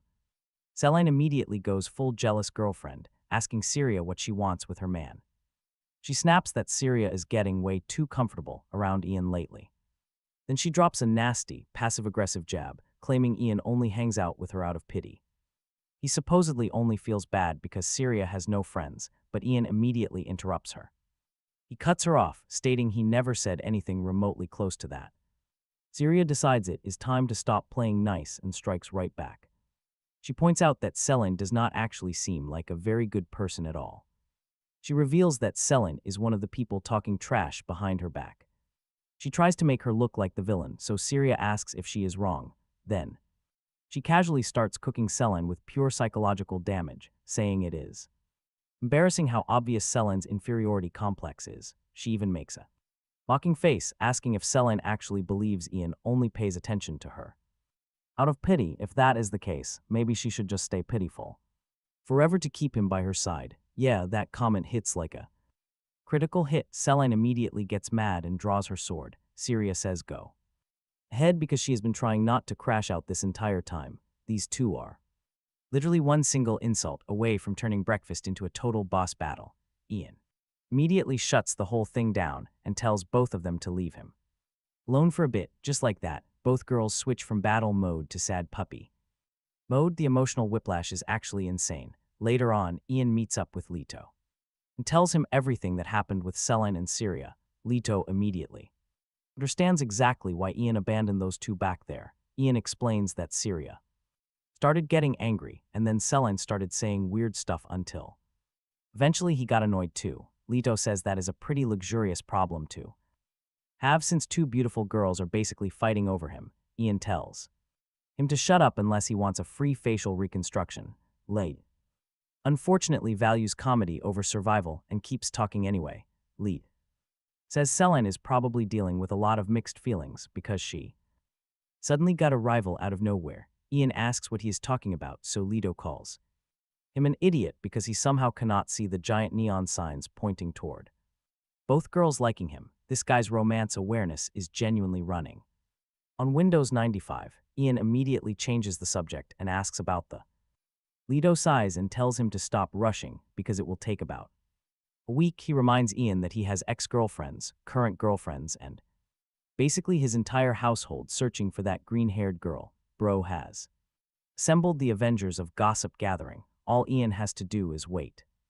Ian then asks Leto a weird question. Can a letter come from the future? Leto immediately asks if he is okay because that sounds like the opening line of a mental breakdown. Ian pulls out the mysterious letter and tells him to look. Leto stares directly at Ian's hand and sees absolutely nothing. Ian insists it is a letter from the future. Leto asks if he accidentally ate expired cafeteria food because there is literally nothing there. Ian watches Leto's hand pass straight through the paper and realizes nobody else can see it. That is when things start getting really weird. Leto asks if Ian is losing it. Ian says no and explains that this letter is how he knew about Emma's accident and the magical beast subjugation beforehand. He says both disasters were avoided because of what was written inside. Leto asks what else the letter says. Ian explains that a powerful magical beast will appear during the hunting festival. Leto looks confused and points out that a strong beast showing up is not shocking since the fourth years are back. Ian clarifies that he means a new powerful magical beast will appear specifically during this year's festival. Leto asks why Ian keeps emphasizing this year's hunting festival when every student already knows which hunting festival they are talking about. Suddenly, Ian realizes a terrifying truth. He cannot even properly explain this letter to anyone else, as if the information itself refuses to be shared. Leto decides to consider the possibility that Ian is actually telling the truth. If that is indeed true, some kind of time distortion might be targeting him alone to prevent a future disaster. Ian insists he has absolutely no idea what disaster is even coming. Leto asks if he is being serious, then explains that space-time distortion is among the highest tiers of magic imaginable, and even then, it is highly restricted. He asks if Ian knows why, and Ian answers that it is because it is hard to use. Leto immediately awards him the Nobel Prize for the most obvious answer of the century. He explains that the real issue is that this kind of magic completely wrecks the natural order of things, which is why strict rules exist. He points to the magical beast subjugation as a prime example. In the future where that letter came from, how did they defeat the beast? If Ian only wins because he read the letter first, then the future is creating the past while the past dictates the future. That is a massive time paradox. Speedrun, forcing the entire sequence of cause and effect to fold in on itself. Essentially, holding knowledge of the future is incredibly dangerous. If Ian makes even one single mistake, he might not save the world. Instead, he could be the guy who accidentally deletes the entire world. Ian asks Leto if he is seriously saying he could end the world. Leto replies that technically, yes, it is possible, which is precisely why he needs to be careful. He thinks whoever sent that letter is attempting to stop tragedies before they occur. But these spacetime glitches are only targeting Ian, and his information is highly limited because of this. As long as he avoids doing anything completely unhinged, everything should turn out fine. Easier said than done, especially when someone just warned him that he might become the ultimate boss of reality. Ian realizes that even if this is true, the dark possibility still remains that he could cause total destruction. After all, Bruce is just a simple country noble trying to survive academy life, yet now he is apparently carrying massive universe-ending responsibilities on his shoulders. He has absolutely no idea what his next move should be. While he is busy having an existential crisis, a robed student approaches him and asks if he is the one who thrashed her younger brother. Ian immediately suspects she is out for vengeance, hearing her proudly claim her status as his older sister while acting so grand makes him think she must run one of the Academy's prominent factions. She tells Ian that he could not possibly have believed the heir of the Rianella family would stay quiet after getting beaten by some nobody. She introduces herself as Elsie Rianella, and she has brought a whole squad with her. Ian realizes that even though the Saintess tried to calm things down, the guy still came for him and dragged his big sister into this. He literally hit the older sibling emergency button, thinking things are about to get ugly. Ian decides he would rather take a beating than ignite a massive conflict, so he pulls the most shameless tactic imaginable and faints before anyone can even touch him. This guy is literally trying the playing dead. Unfortunately, before he can act, a gorgeous blonde woman arrives. She tells Elsie to quit acting tough because it is painful to watch. This blonde is Delphine Jordana, and Elsie is instantly annoyed. She snaps that Jordana lacks manners. Delphine says that is rich. They exchange enough side-eye to generate pure power. Electricity. Delphine calmly asks her to move out of the way. She is blocking the path. Elsie tells her to beat it as Ian watches. He realizes this is his first time seeing Delphine so close. He had only ever seen her in newspapers or from a distance. Since she is Syria's sister, he briefly considers introducing himself.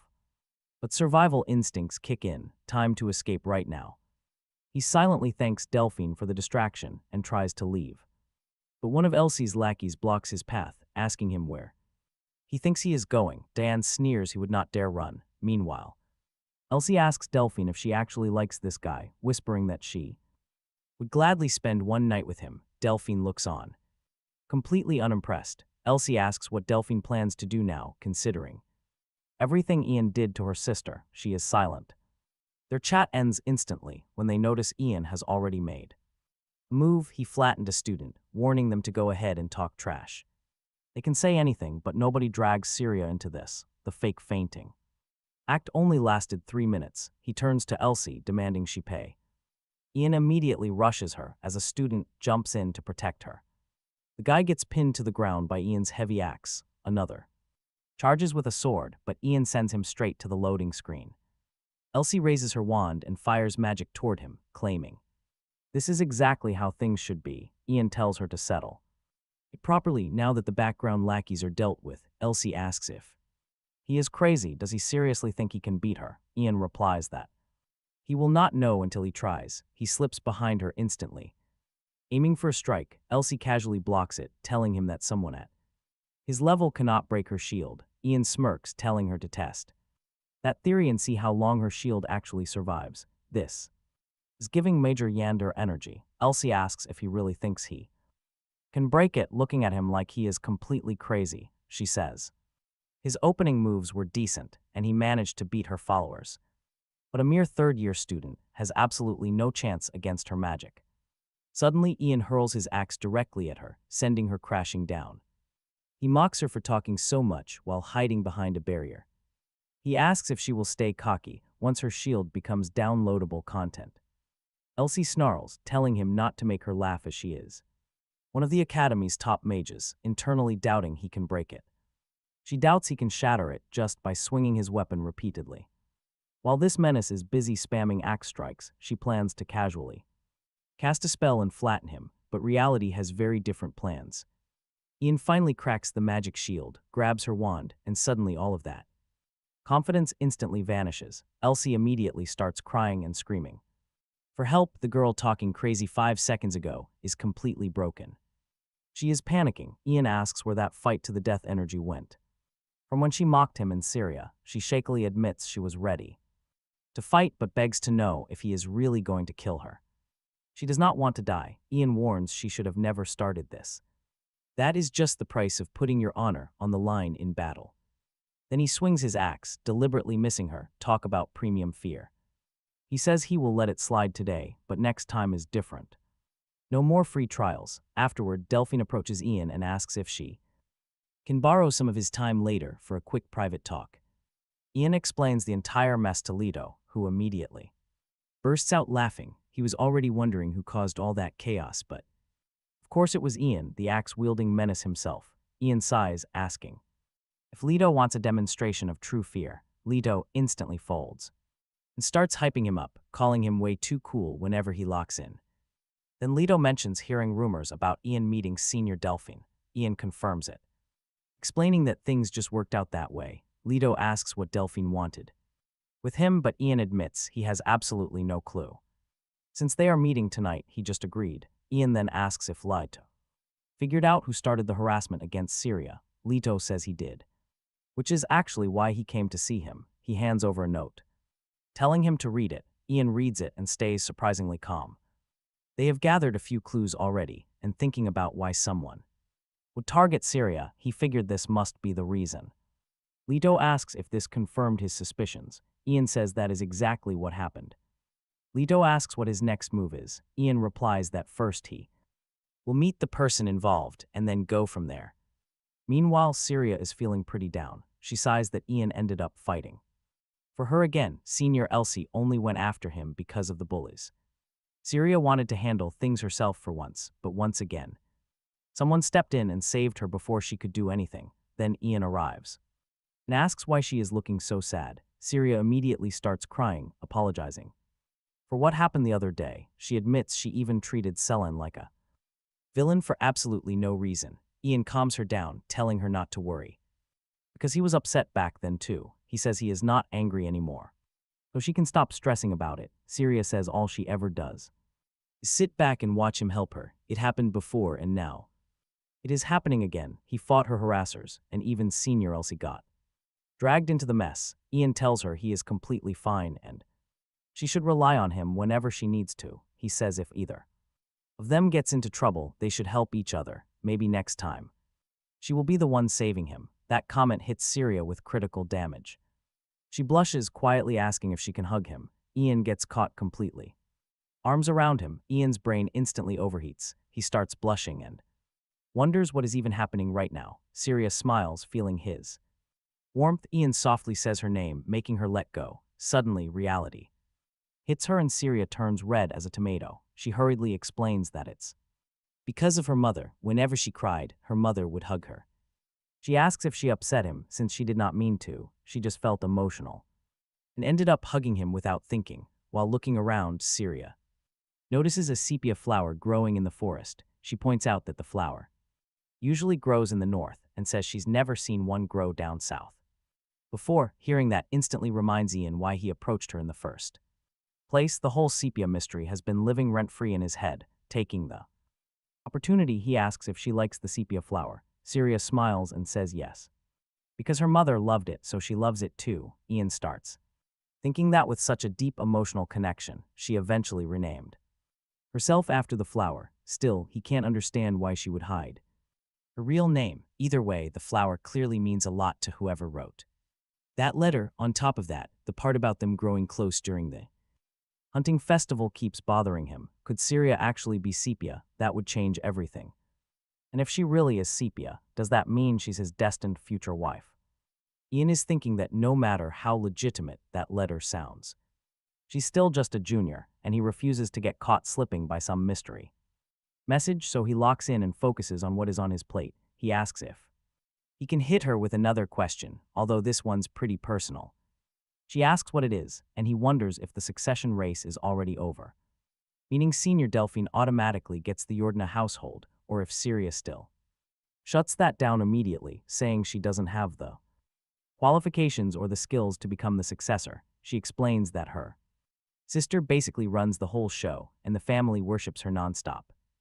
Ian points out that Syria is still a Yordana daughter, so if a succession war ever breaks out, she should have a chance too, Syria says.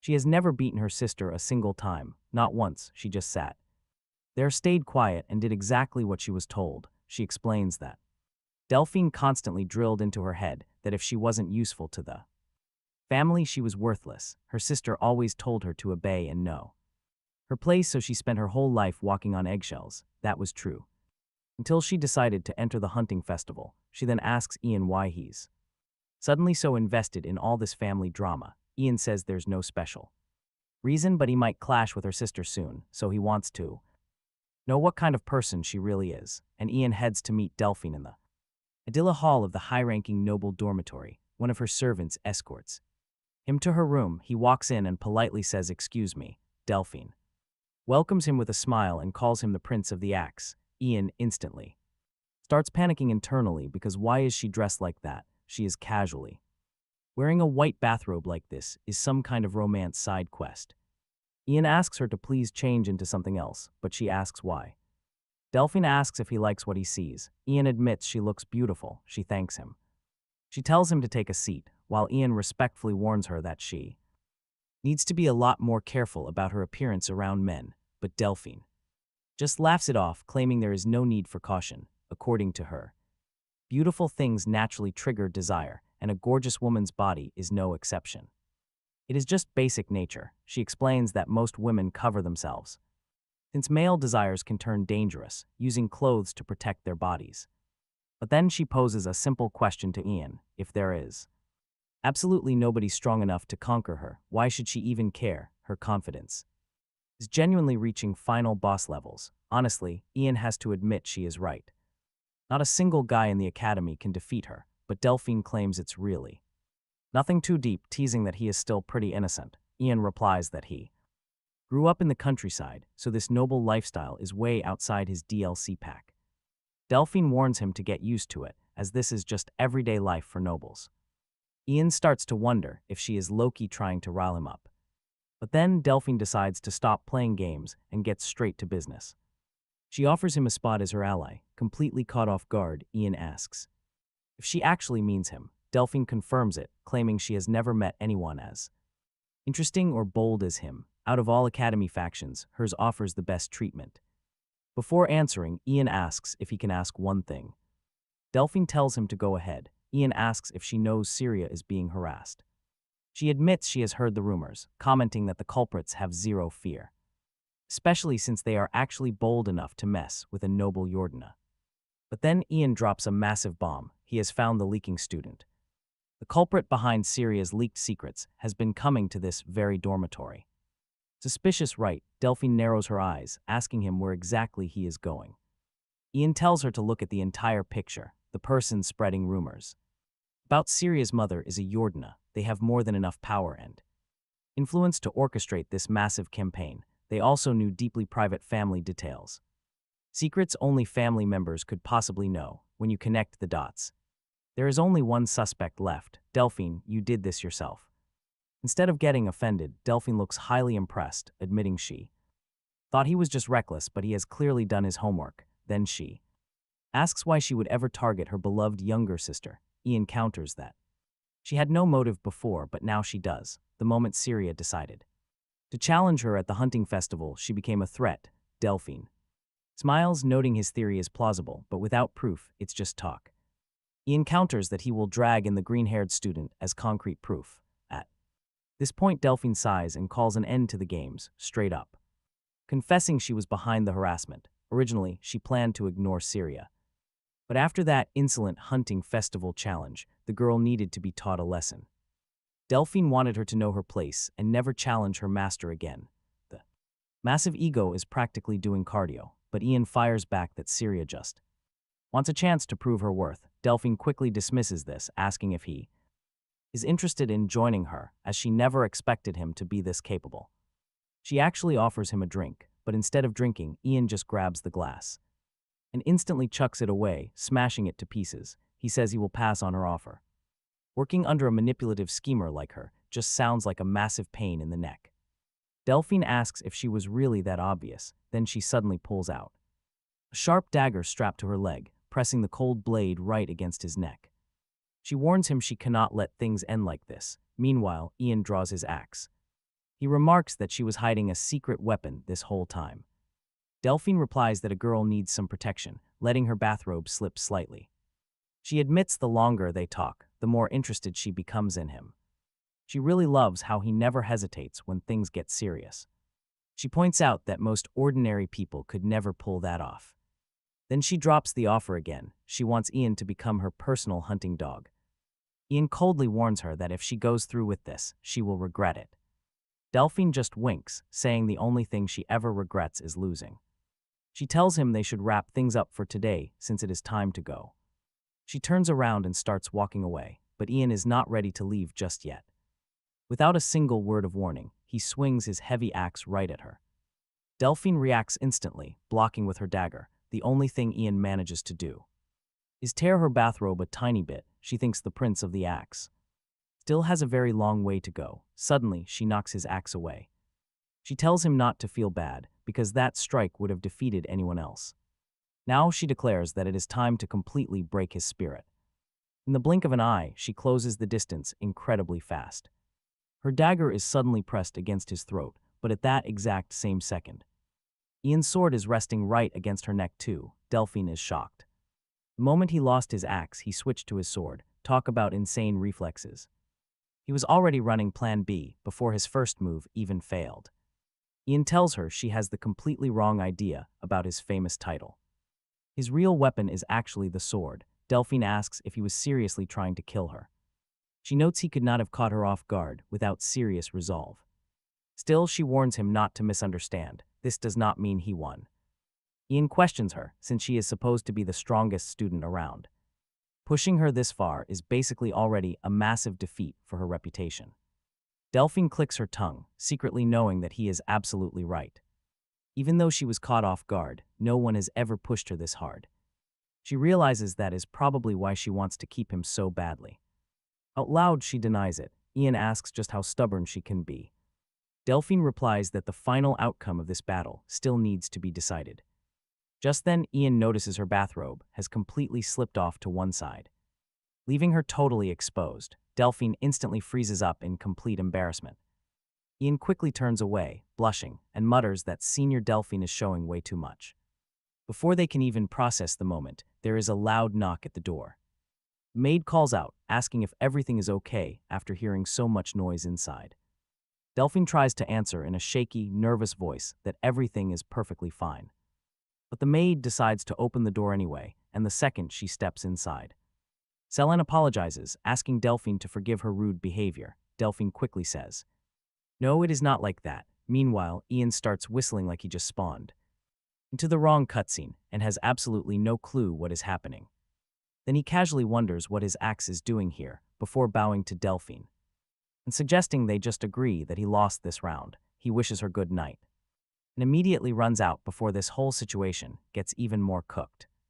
By the next day, students are already gossiping about the drama. One girl asks if her friend heard the story about Senior Delphine. The other asks if she means the rumor about Ian storming her dorm and causing trouble. The girl says yes, claiming that Ian apparently threatened a completely defenseless dolphin with an axe. Her friend nods, agreeing that Ian is exactly the type who starts swinging his weapon around whenever he is in a bad mood. He adds he has known Ian for 3 years but never realized he was so terrible. Suddenly, he tells her to shut up. She asks why, since she did not say anything wrong, but as she turns around, Ian is standing right behind her. The girl completely freezes as Ian just stares. Instantly, both students panic and start running for their lives, screaming that the Prince of the Axe has arrived. This guy's reputation is literally farming itself now. Ian sighs, complaining that another wild rumor is spreading. He wonders how news of his every move Travels so fast, realizing someone must be spreading these stories on purpose. Later, while walking around, Ian spots a flyer for a hunting festival. The rules on the notice board state teams must consist of 4 members. Ian realizes he needs to sign up quickly. Right now, his team is looking pretty empty, consisting of just him and Syria. He knows they need a mage. Because having proper rearguard support makes a massive difference. Naturally, he thinks of recruiting Leto first, but Leto immediately shuts him down, making it clear there is no way in hell he is joining. To make things crystal clear, he flips Ian the bird and tells him to get lost. Ian just responds with a cute face. Trying to act cute to convince him, Leto gets even more annoyed, asking what his major problem is, but Ian keeps pushing, insisting he wants him on the team. Leto tells him to stop because he is being genuinely disgusting. Talk about major cringe.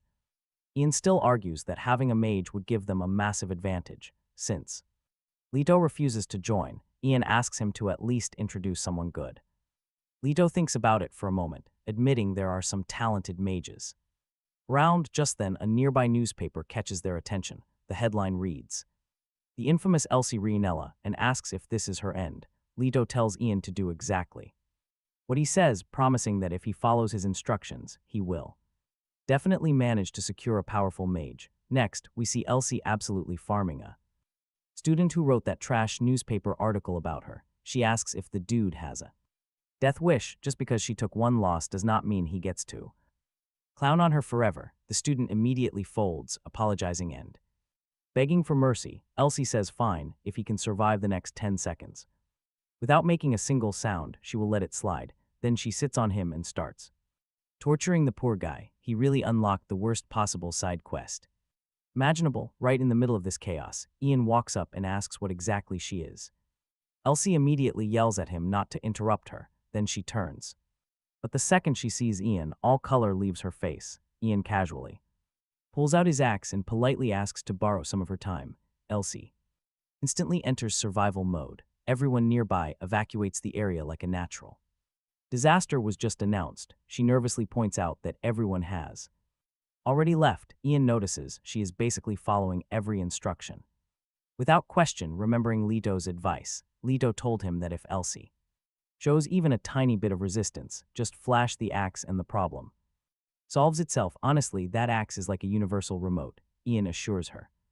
He just wants to talk and there is nothing to worry about. Elsie responds in a shaky voice that she has absolutely nothing to talk about. When Ian reaches a hand toward her, asking her to calm down, she immediately starts crying. She panics, promising to do whatever he wants if he just puts the axe away. Ian pats her on the head and tells her it must have been rough. After calming down a little, Elsie immediately calls him a bastard. Ian asks why he is suddenly bastard. Elsie complains that everyone keeps making fun of her because of him. People are calling her an idiot who cried after losing to a third year. Ian points out that she literally did cry. Elsie instantly denies it, wiping away her tears while loudly claiming she never, ever cried. The math is not mathing. Then she yells that everything is Ian's fault. Ian explains that his original plan was for the whole situation to end with him getting beaten up. Then Deline showed up and completely derailed everything. He asks why Elsie does not just get revenge on Deline instead. Elsie asks how she is supposed to do that. Ian reminds her that she was planning to win this year's hunting festival to bring honor to her family. If she fails, it will be a huge embarrassment for them. Deline says that is exactly what she deserves. Ian then asks if she wants to join his team for the hunting festival. Elsie asks why she should join him. Ian gives her a look, the kind that instantly updates your life choices. Elsie immediately backpedals and says she did not mean it like that. Ian tells her he knows she does not think highly of him, but is she really okay with standing around while Deline wins everything? Elsie instantly explodes. Just imagining Deline showing off already makes her mad. She starts ranting about that witch acting superior. Ian says that is exactly why he is asking her to join. If they team up, they will definitely win. After thinking about it, Elsie agrees. She admits she feels like Ian is somehow tricking her, but she decides to do it anyway. Ian thinks that with this, the basic strategy is finally complete. Elsie will focus on support magic while looking for the perfect opportunity to land a decisive strike. Ian will stay on the front line and absorb enemy attention while creating openings from Aside, once an opening appears, Sendria will hit the enemy with a powerful finishing attack. The strategy sounds solid, but Ian realizes there is a problem. A gigantic amount of pressure falls on him. He will basically be responsible for keeping every enemy focused on him the entire fight. Our guy accidentally signed up to become the team's unpaid tank. Ian realizes they still need one more member, and not just anyone either. He needs someone as skilled as him, or maybe even better, someone he actually works well with. His mind goes straight to Selin. Her family comes from a legendary line of hunters, so her tracking skills would be incredibly useful when searching for magical beasts. Unfortunately, he also remembers the non-stop drama between Selin and Syria. Those two have absolutely zero chemistry together. Still, this isn't the time to be picky. Ian decides he will do whatever it takes to convince her. But when he goes to talk with Syria, she immediately grabs him by the collar.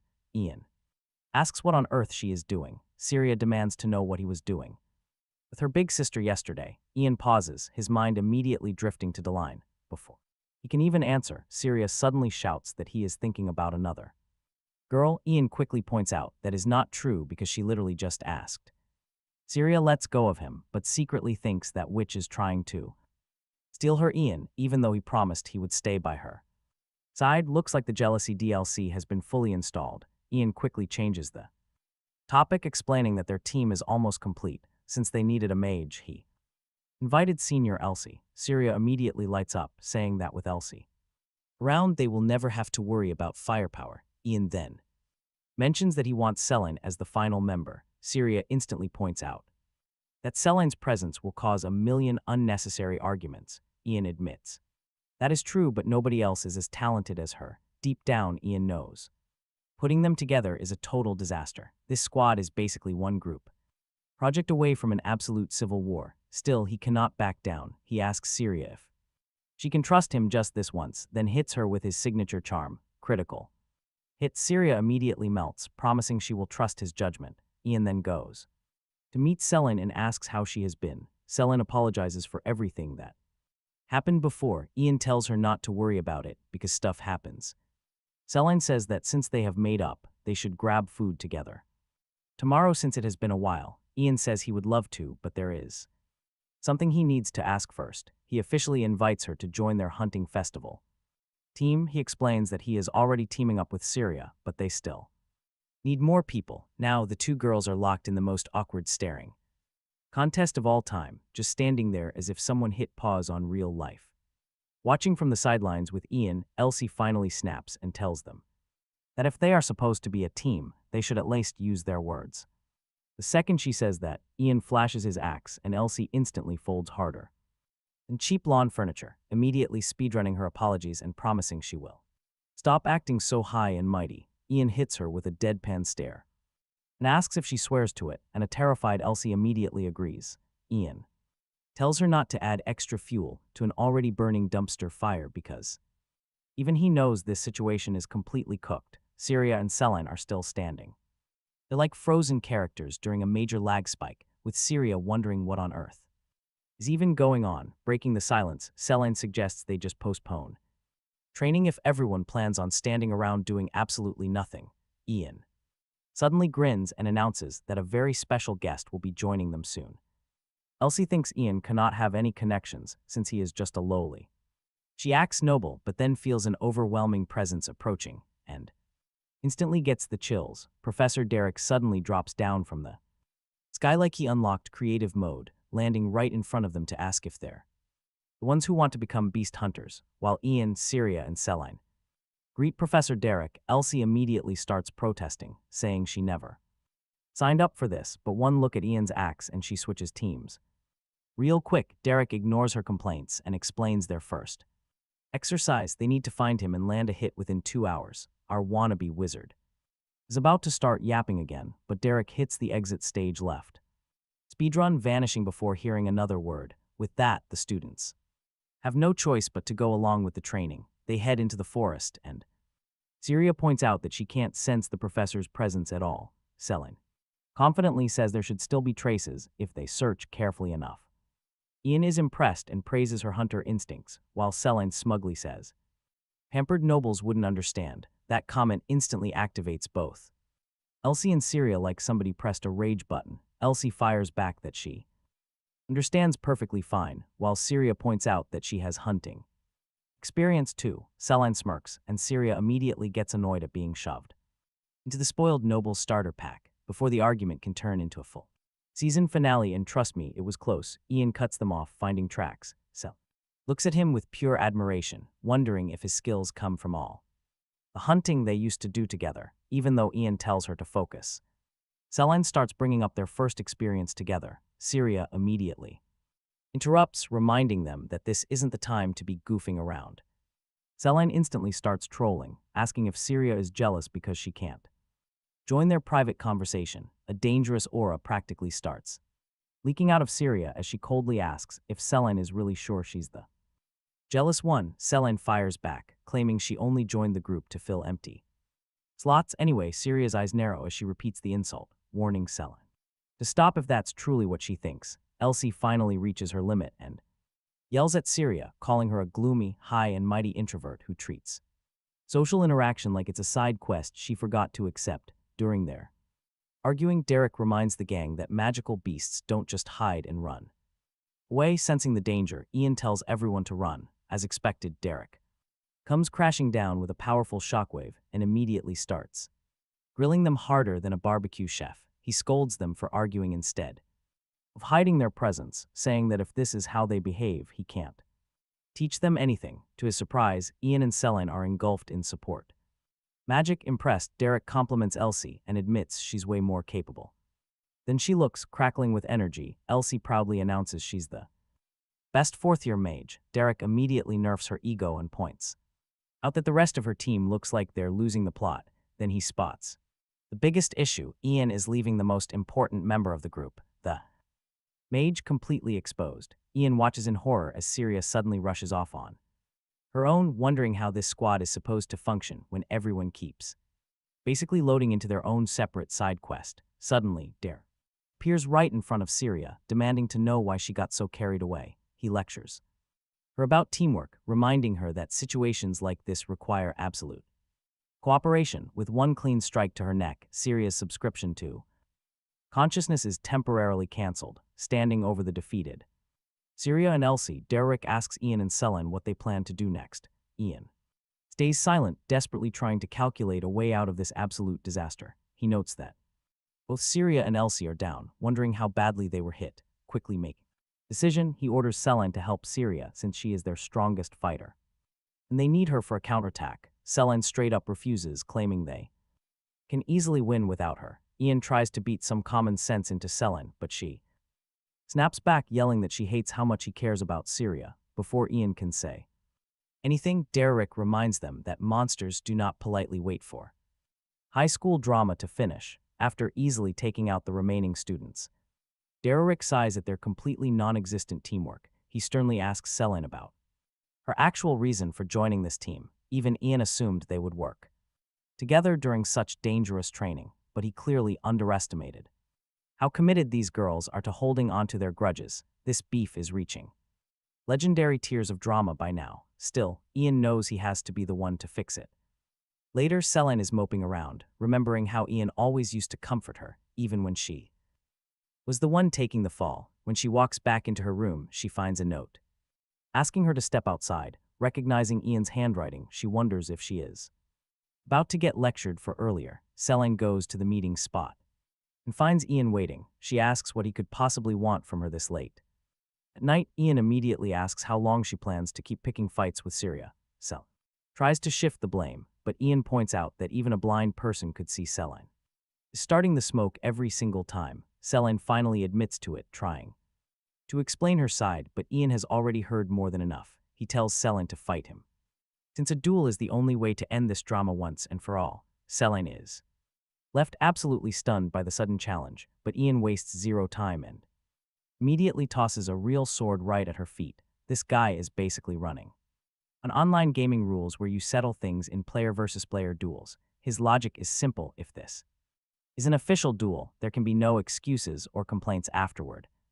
Meanwhile, Celine is just standing there with a massive question mark over her head completely failing to understand why throwing hands is even necessary right now. Ian explains that talking has gotten them absolutely nowhere, so the winner gets to call the shots. To be fair, this has always been his absolute favorite way of solving disputes. Celine remembers that Ian has relied on this brute force method forever, which honestly sounds like a literal customer support nightmare. Still, Celine decides this is much better than bottling up her frustration forever and picks up the weapon. They agree that the first person to yield loses and officially kick off the duel. Almost immediately, Celine catches Ian off guard by going all out from the start. He already knows that her magic surpasses his own, but the actual gap between them turns out to be way more ridiculous than he ever expected. The difference is so Ian actually wonders if she secretly unlocked some questionable power-up off-screen. Selene reveals that the evil spirit possessing Ian previously taught her this technique. He basically showed her how to channel all her power into a single attack. Total nonsense, that is what she originally thought, but the results say otherwise. Determined to win, she rushes at him with pure, unfiltered rage. It is like she skipped every single anger management class ever offered. As the fight continues, Ian notices her movements slowly beginning to lag. Every time she commits to a massive strike, she leaves herself wide open. He immediately tries to capitalize on these openings, but Selene blocks him instantly. No way through, she blocks his attempts with impressive precision. Ian eventually drops his sword and grabs his axe, hoping for an advantage. Unfortunately, Selene easily dodges those swings too, since his patterns are predictable. His heavy axe tactics are about as subtle as a cartoon villain. He basically broadcasts every move. His favorite strategy is now public knowledge. Terrible spot. Realizing he must adapt, Ian changes things up. Time to adapt. Ian stops recycling his old gameplay and shifts tactics. Without warning, he hurls his axe right at Selene, shocking everyone. She expects another variation of his usual routine and braces for impact. But before she can react, a sword comes flying straight at her face. Ian catches his axe in one smooth motion, forcing her to lose her weapon. That combo lands so cleanly, it feels like a major combat update. Too fast, he immediately closes the distance before she can even blink. He strictly wants to keep her injuries minimal, aiming directly for her arm. His goal is simply to stop her, no more attacks. But Selene shifts position at the absolute last second. Now the blade is heading straight for her chest, flesh pierces. But instead of her chest taking the fatal blow, Ian intercepts with his arm. Selene quickly realizes he deliberately took the damage to save her life. Tears fill her eyes as the heavy reality of his sacrifice sinks in. Fight over, Ian casually pats her head, ending the duel. You can feel her absolute shock here. Selene remains completely frozen. Meanwhile, Ian uses his victory to make a surprisingly simple demand. He just wants a simple, genuine apology. Just apologize to Syria and try her best in the upcoming festival. Selene can barely believe he is asking for something so incredibly small. He chooses something so minor before she can even process it. Too much, Ian's exhausted body finally collapses right then. By the time Ian finally opens his eyes, his arm is covered in thick bandages. It is a painful reminder that his actions have real consequences. Selene is still sitting by his side, explaining he slept all night. Fortunately, his injuries are not nearly as bad as they looked. Ian even admits that the pain is actually pretty manageable. Just then, Syria enters after hearing about his condition from the Saints. Maximum awkwardness, Selene still gathers her courage to speak. She sincerely apologizes for constantly picking fights in the past. With Syria inside, Ian is celebrating because one of his biggest hurdles has finally been cleared. Still, he understands that whether forgiveness happens or not depends entirely on Syria. She once again proves that she is the only person here with a fully functional brain. She admits that the conflict does not bother her anymore, because this chaotic dynamic has somehow become normal. At the same time, she owns her shortcomings and accepts Selene's heartfelt apology. The tension lingering between them finally begins to fade away. Selene brightens up immediately and promises a better relationship from now on. Ian breathes a massive sigh of relief because their real weakness was never a lack of talent. The problem was everyone treating cooperation like an optional side quest while keeping up active beef with each other. Now that the drama is finally over, Nothing stands in their way at the hunting festival. Every single member is absolutely cracked, with their conflicts finally resolved. They just need to polish their teamwork and completely cook the competition. Selene and Syria seal their new alliance with a handshake. And Ian feels like he just survived an emotional side quest just when it seems like the squad has beaten the relationship. Drama for good, the Saintess walks in. At first glance it feels like the universe is expanding Ian's accidental harem collection. But one look at her face instantly kills that dream. She is visibly annoyed and tells the other two girls to leave. Ian instantly feels a chill run down his spine because that level of quiet fury means someone is getting cooked. Before leaving, Selene asks the Saintess to take care of Ian. He means everything to her. The Saintess promises she will, but points out that if Ian is truly that important, then repeatedly letting him turn himself into a human pincushion is a terrible plan. That observation lands with critical damage because Selene cannot even argue. She quietly accepts the truth and exits. The Saintess then directs her gaze towards Syria and tells her to leave too. Syria hesitates, clearly wanting to stay by his side, but the Saintess pulls out the ultimate counter by asking if she is actually Ian's official fiancée. Syria's whole system completely crashes. Flustered and blushing, she stammers that she is definitely not his fiancée. Unfortunately, that honest answer brings instant consequences because the Saintess promptly kicks her out and shuts the door right behind her. She runs this medical ward like an admin cleaning up out of control group chat. Left alone, she tells Ian to show his injured arm. He obeys, though he wonders if the dramatic eviction was actually necessary in the first place. Then, without any warning, she presses on his wound and heals it instantly. At the same time, she asks if he is just hurting himself on purpose to farm affection points with all the girls. Ian barely has time to process her wild accusation before she fires back with a stern warning not to get injured again. He argues that she is actually the biggest threat to his life right now because of the way she presses on his wounds. It feels more like torture than healing. The Saint remains completely unimpressed, pointing out how often Ian gets hurt lately. If this keeps up, he is going to cause serious, permanent damage to his body. She tells him to skip the upcoming festival, completely warning him that his body has already reached its breaking point. Ian seriously considers her advice, realizing how heavily she is stressing the danger. He finally gives in and promises to listen to her warning. But before they can say anything else, the door suddenly swings open. Urine has finally returned after being away for a whole month. Ian immediately knows that Urine is back from resolving matters in the Holy Kingdom. The Saint welcomes him home and immediately asks for the sacred item she sent him to fetch. In response, Urine pulls out a blood crystal and hands it over. Ian watches, highly intrigued. So they explain that this is a sacred treasure of the Holy Kingdom. Using it would amplify her healing powers massively, letting her save almost anyone on the brink of death. Hearing this news immediately grabs Ian's full attention. The Saint explains that this power could even save Emma. But as always in these situations, there is a massive catch. This artifact is so sacred that unless a true emergency occurs and they obtain explicit permission from the Holy Kingdom, activating it is strictly forbidden. Although the Saint admits that she desperately wants to heal Emma herself, these rigid rules prevent her from doing anything. Before she leaves, she drops one last warning about the hunting festival. Now, Ian truly wants to heed her advice this time, but he simply has too much riding on this upcoming event.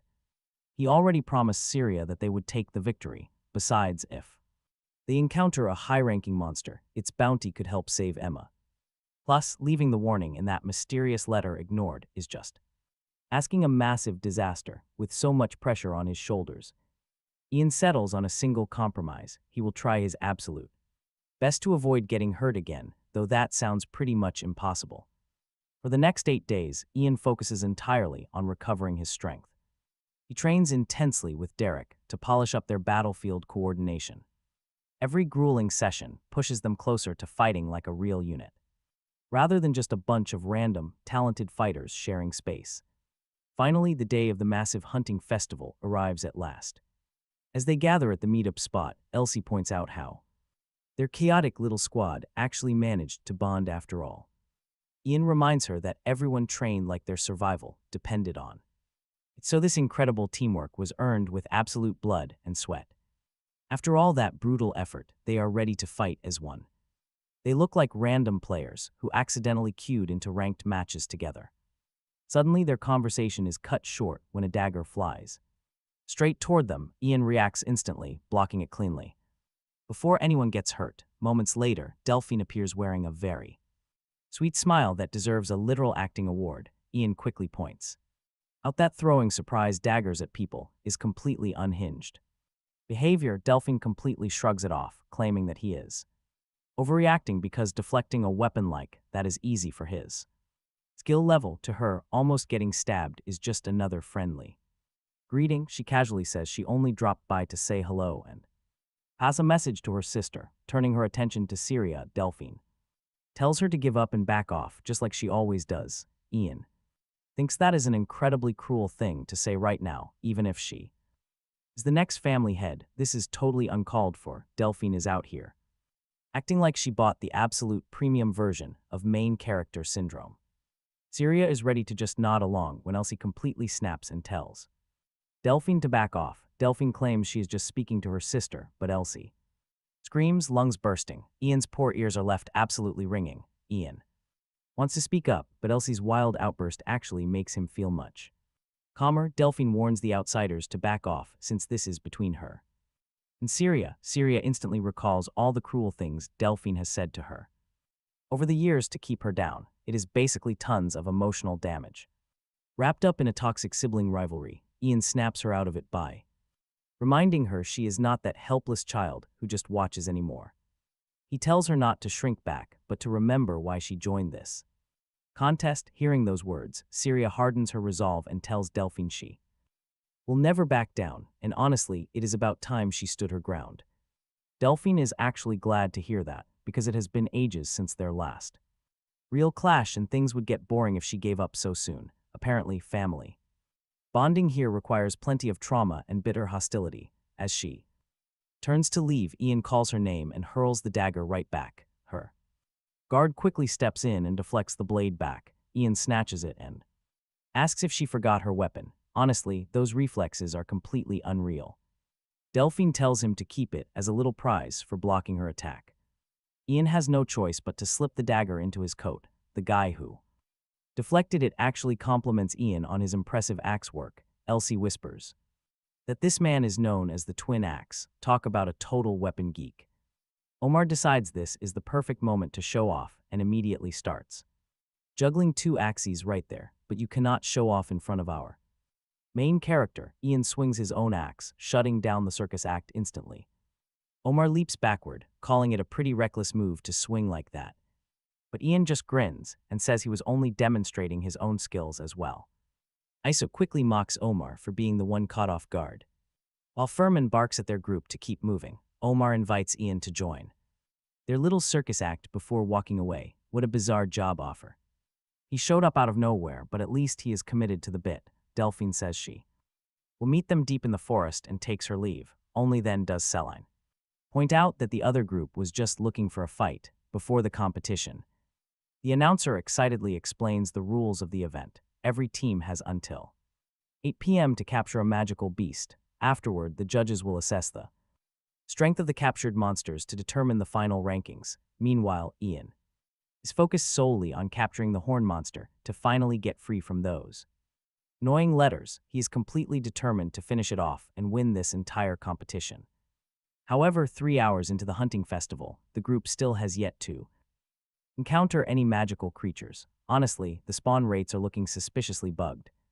Elsie warns the group that they need to catch something fast if they want to win this event. Celine completely agrees with her because the only things they have found so far are tiny magical beasts. She worries that they will face disqualification if they do not catch something soon. Larhiron shares the worry and secretly curses the letters for keeping quiet about the exact location of that beast. Suddenly, Celine tells everyone to wait because she cannot feel any surrounding presence at all. Ian immediately recalls that just like the last time he faced a high-ranking magical beast, the local forest animals have completely vanished. Elsie gets super excited that they finally have something to look Forward to pointing straight ahead. If she claims to sense a powerful magical beast, nobody doubts her, so Ian tells the group to stay sharp. They march off in that direction and soon discover beasts that have been completely gutted. Syria wonders what happened here, but Ian knows that the high-ranking beast that attacked Emma did the same thing. He originally thought it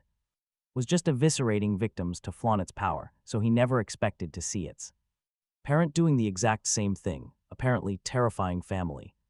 Traditions are not exclusive to Delphine and Syria's household. The high-ranking magical beast snarls at them, causing the air to turn freezing cold.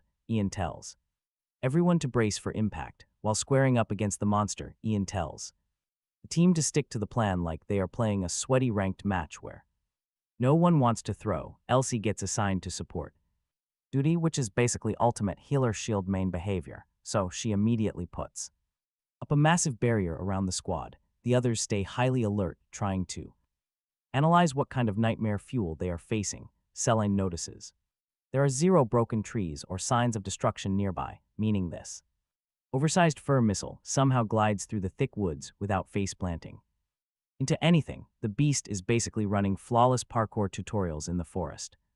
Since fighting it among the trees sounds like a terrible life choice, they decide to clash in the open clearing instead. Mayan tells Elsie that the weak spot is the horn, telling her to trust the process. Bro really said just trust me. Syria immediately charges ahead to engage the monster, while the others follow close behind like backup dancers in a major action movie sequence. She narrowly dodges a massive paw swipe capable of sending someone directly into next week and swiftly closes the distance. Unfortunately, the beast has no interest in letting her cook and quickly prepares to counterattack. Selene tells Syria to keep running while she blocks the incoming blow. It is bestie goals mixed with solid self-preservation. Syria gets even closer and launches her attack, but the beast suddenly leaps skyward like gravity did not exist. This thing turns into an absolute nightmare with 0 warning. No wonder it was flying through the woods like it had unlocked creative mode. Ian tells Selene to move as he throws his blade at the beast. Sadly, the attack does about as much damage as a paper plane against an angry goose. Instead of weakening, the beast seems to take that very personally and cranks its aggression level to maximum difficulty. Selene and Syria retreat while admitting they cannot read the monster's attack patterns at all. Blocking its moves is becoming harder than predicting weird plot twists in a reality dating show. Following the original plan starts to look way less achievable by the second, so they decide to put all their faith in Elsie's magic. Ian concludes they just need to keep the beast's focus locked on them. Unfortunately, the beast hears that plan and immediately says, bet. It launches a surprise strike that sends Ian flying straight through the trees. Ian gets hit so hard he unlocks the forest expansion pack. Even after getting folded by Mother Nature herself, Ian tells everyone to stay careful because he is somehow still standing. Anime heroes really have health bars from another dimension. He decides to go for a stronger hit, while everyone else works on distracting the beast until Elsie's magic is ready. Selene takes another hit and rolls away, proving once again that dodging is a lifestyle. When Elsie tells them to keep the beast in place, Ian and Syria immediately volunteer for the world's worst babysitting job. Syria tells Ian to cover her while she rushes toward the beast. Ian follows right behind, attacking to pin the creature down long enough for Elsie to strike. He tells her to aim for the horn, and the witch responds by unleashing one absolutely disgusting lightning spell, the kind of attack that would make even theater speakers file a massive noise complaint. Ian is impressed and thinks there is no way the beast walks away from something like that without consequences, except plot armor enters the chat. The beast is still standing. Elsie is completely stunned after realizing the beast has lightning resistance. Ian is just as shocked because absolutely nobody thought to include that tiny little detail in the letter. Fantastic, outstanding, 10 out of 10 communication skills from whoever wrote that report. To make matters worse, lightning is Elsie's specialty, and branching out into other magic types is not exactly her strongest suit. Their luck today is genuinely sponsored by Murphy's Law. For the moment, Ian decides they need to buy time while he figures out another. Looking closer, he notices a small crack in the beast's horn and tells Elsie to hit it again. Elsie immediately starts arguing that the Beast literally resists lightning. She's basically looking at him like he just suggested putting out a fire with gasoline. Before Ian can explain his galaxy brain plan, the Beast suddenly appears behind him, and that is when the last two brain cells in Ian's head finally connect. Oh, if the Beast has lightning resistance, then obviously it can use lightning too. Congratulations. Ian spent this whole fight acting like the main character, but he has officially unlocked the damsel in distress role. The guy really got the full fairy tale beatdown from a hellish thunder puppy, but when Ian clocks that this monster resists electrical attacks, his brain instantly connects the dots. If it can shrug off lightning, it is definitely going to spam it. Just watch. Things are completely cooked and screams at Elsie to run. She and Syria waste absolutely zero time scrambling to pull off the fastest exit ever. They still manage to trip and faceplant on the ground naturally. Selene steps up to block the next strike, but she gets tossed aside like nothing. Ian charges straight at the monster, screaming to draw its focus onto himself. Somehow, the giant fur missile actually listens. It starts throwing down with him instead. While blocking the attacks, Ian notices the monster is not instantly unleashing its lightning at every opportunity. That means its special elemental skill has a recharge timer until Elsie finishes her spell. He must keep this giant spark plug occupied no matter what. He keeps swinging his weapon, but the Beast's health bar refuses to move. The thing does not even look scratched and fires back with heavy lightning. Ian gets sent flying back and sprains his ankle. The monster lunges right on top of him, and for a second it looks like absolute game over. But then Syria charges in with her family's secret art and unleashes a combo so devastating that even the creature decides to back off and retreats. Ian is genuinely impressed that the massive wolf just dodged her entire storm of strikes like it had plot armor. Syria looks to Ian for their next move, warning him Selene is still completely knocked out. Right. Then Elsie wraps up her spell and yells that they only need to hold the monster in place. Ian orders Syria to block one final strike. When she wonders what crazy plan he has, he simply tells her to trust him. Classic Ian. Job perfectly, and takes the incoming blow head-on with everything she has. In the very moment her defense drops, Ian charges with his heavy axe. The Beast chomps down on his arm, but that was exactly the bait he wanted it to take. He drives the axe deep into its jaws, utilizing that split second to draw his sword and stab the Beast right near the horn. The angry wolf tries to spark another blast of lightning, but Ian hits it with absolute peak too late energy. Because Elsie's electrical magic strikes first and completely overloads the monster's system, Ian basically roasted its organs from within. Sure, this wolf has electrical resistance, but its soft insides were never built for that.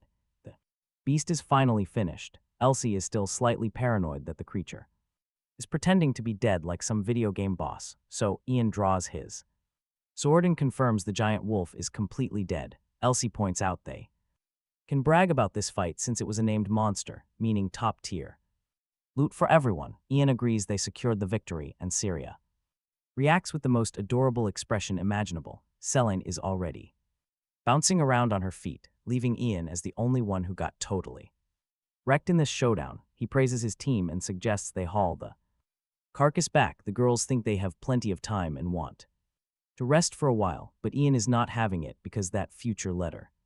He literally warned them that someone might swoop in and steal the kill. The universe hears his warning and immediately says bet. Omar suddenly lunges at Selene while Ian has to trade blows with Furman. Then Delphine finally makes her dramatic entrance like a final boss who waits for her minions to soften up the target. She knows that if Ian and his squad bring the prey back, they win. And that is one outcome she is absolutely not going to let slide. Delphine realizes that if they bring the prize home, they secure the ultimate victory. And she is stopping at nothing to prevent it. She wonders if Syria honestly plans to fight solo now that her teammates have been totally wiped out. But Syria refuses to fold, shouting that she will never back down. Delphine finds this pretty amusing, coldly reminding Syria that Ra's strength alone cannot save her. Now, Syria is slammed hard into the dirt, but she still struggles up. Because she is no longer that helpless child who only knew how to cry. Delphine admits Syria has gotten stronger, but her attacks are still way too reckless. She even promises Syria won't be exiled as long as she runs the family. Seeing Syria beaten, Ian calls out Delphine for being so cruel to her sister. Furman steps up, warning Ian to stay right where he is. Unless he wants his physical injuries to get worse, but Delphine objects. She thinks her lackey is being far too soft on the enemy, Ian. Protests that this is completely unfair, but Delphine immediately flips the script. She reminds him, you never drop your guard until the battle is over. When Ian demands to know how they tracked them, Delphine casually reveals. She planted a tracking spell on the dagger she gave him. He instantly realizes he got baited. Can you even blame him for feeling completely guilty? All because he accepted her gift without reading the hidden terms and conditions. To make things worse, he is barely able to stay awake now. His mind begins racing through every single worst-case scenario. He cannot fulfill the letter's instructions. Emma will die, Syria will lose her family, and the world will burn. His friends, his family, and everyone he loves will be gone forever. He desperately wishes for Emma's potions, or that Syria had just possessed a little more raw power. In pure desperation, he begs the power inside him to awaken right now. He refuses to lose the people who matter most to him. Meanwhile, Delphine wonders if she went overboard, but ignores the thought entirely. Suddenly, a loud shout rings out, forcing her to spin around. Just in time to see a massive axe fly inches from her face, she looks over and sees Furman face down on the ground, while Ian stands tall. Unleashing a terrifying, demonic aura, he demands a rematch immediately. Delphine notices Furman's nose is completely broken and bleeding nonstop. He is clearly out of commission, but what truly rattles her, though, is that she never even sensed that incoming strike. Talk about terrifying. Ian's body is screaming in agony, but he is somehow moving on pure adrenaline. Omar steps up to teach him a lesson, but Ian skips the talking entirely. He slices him in an instant, utterly ragdolling his opponent. Omar is face down in seconds. Ian sarcastically asks how that lesson tasted. Ian presses on, digging his blade deeper into Omar's shoulder. Meanwhile, Delphine watches her friend get absolutely destroyed. She immediately fires a barrage of ice crystals at Ian. He dodges every single one with insane reflex speed and hurls his sword right at her. She readies herself to block it, but the blade suddenly curves midair, nailing her in the leg instead. Delphine is completely stunned. Ian grabs his axe and heads toward Iska like the battle is already over. She yells for him to stop, but Ian knocks her out. Delphine immediately demands to know what kind of technique he just used. Apparently, it is a secret move. But Ian could not care less about secret techniques or extra lore. He just wants the final showdown. He tells Delphine to end this once and for all. He demands a real fight, but she refuses to fold. The move he used on Omar is a Holy Kingdom secret jiu-jitsu technique, and those weird sword movements are from the sword Circle's playbook. That realization instantly unlocks a random memory in his head, where someone is teaching him about movement and stillness. After sitting through the whole lesson, he is still highly skeptical of the idea. Meanwhile, his teacher has the patience of a saint and keeps breaking it down step by step. Ian has absolutely no clue where this memory came from. He plays dumb to keep Delphine guessing. She warns him that these sword circles are strictly off limits. They are forbidden to outsiders, so there is no way he learned them. Legally, believing he is gatekeeping the secret, she decides to force the answers out of him. She charges forward at full speed. Even though Ian is fighting with just one working hand right now, he slips past the attack. Delphine immediately mocks him for running away, claiming that dodging is not a winning strategy. He really gets called a professional dodge merchant. Selene suddenly throws a sword at her, but Delphine reads the play before it even finishes. As the blade flies past, she unleashes the Golden Lion sword technique, acting like he is completely out of her league right now. Even so, our guy refuses to back down and charges ahead. Delphine keeps her eyes locked on Ian because the Golden Lion sword relies on mixing fake attacks with real ones. It is an absolute nightmare to react to. He should be struggling hard to read her moves, yet his confidence never drops even slightly. The fact that he is completely unfazed only excites her more. Now she wants to test him even further. Ian dodges every single strike. Even Delphine has to admit that his awareness is incredibly cracked. She still mocks him for running away, though. The teasing never stops, but her words land way harder than she expects, because Ian suddenly remembers people constantly telling him that he dodges attacks as if he is glitching through space. He is somehow Turning topology into sword play, everything finally clicks in his head. As he understands what movement in stillness actually means, now watch. He tosses his axe aside, rushing straight at Delphine with blinding speed. Since he cannot bend like some beast, he warps spacetime to close the gap. No weapons, fine. Delphine assumes he is completely harmless anyway. Delphine expects an easy target, but she is about to face the ultimate reality check. Ian ends the fight instantly, pressing a sharp dagger right against her neck. A total checkmate, Delphine finally admits complete defeat. She is completely humiliated, suffering her very first loss against a total nobody. Terrified, she quickly swears on her family name to walk away quietly. But Ian is not handing out mercy today. He knows her type. Survival belongs only to the strongest. It is as simple as that. With one of her arms completely shredded, Delphine abandons her sword for desperate arguments. She claims attacking someone who surrendered is a disgraceful act of cowardice.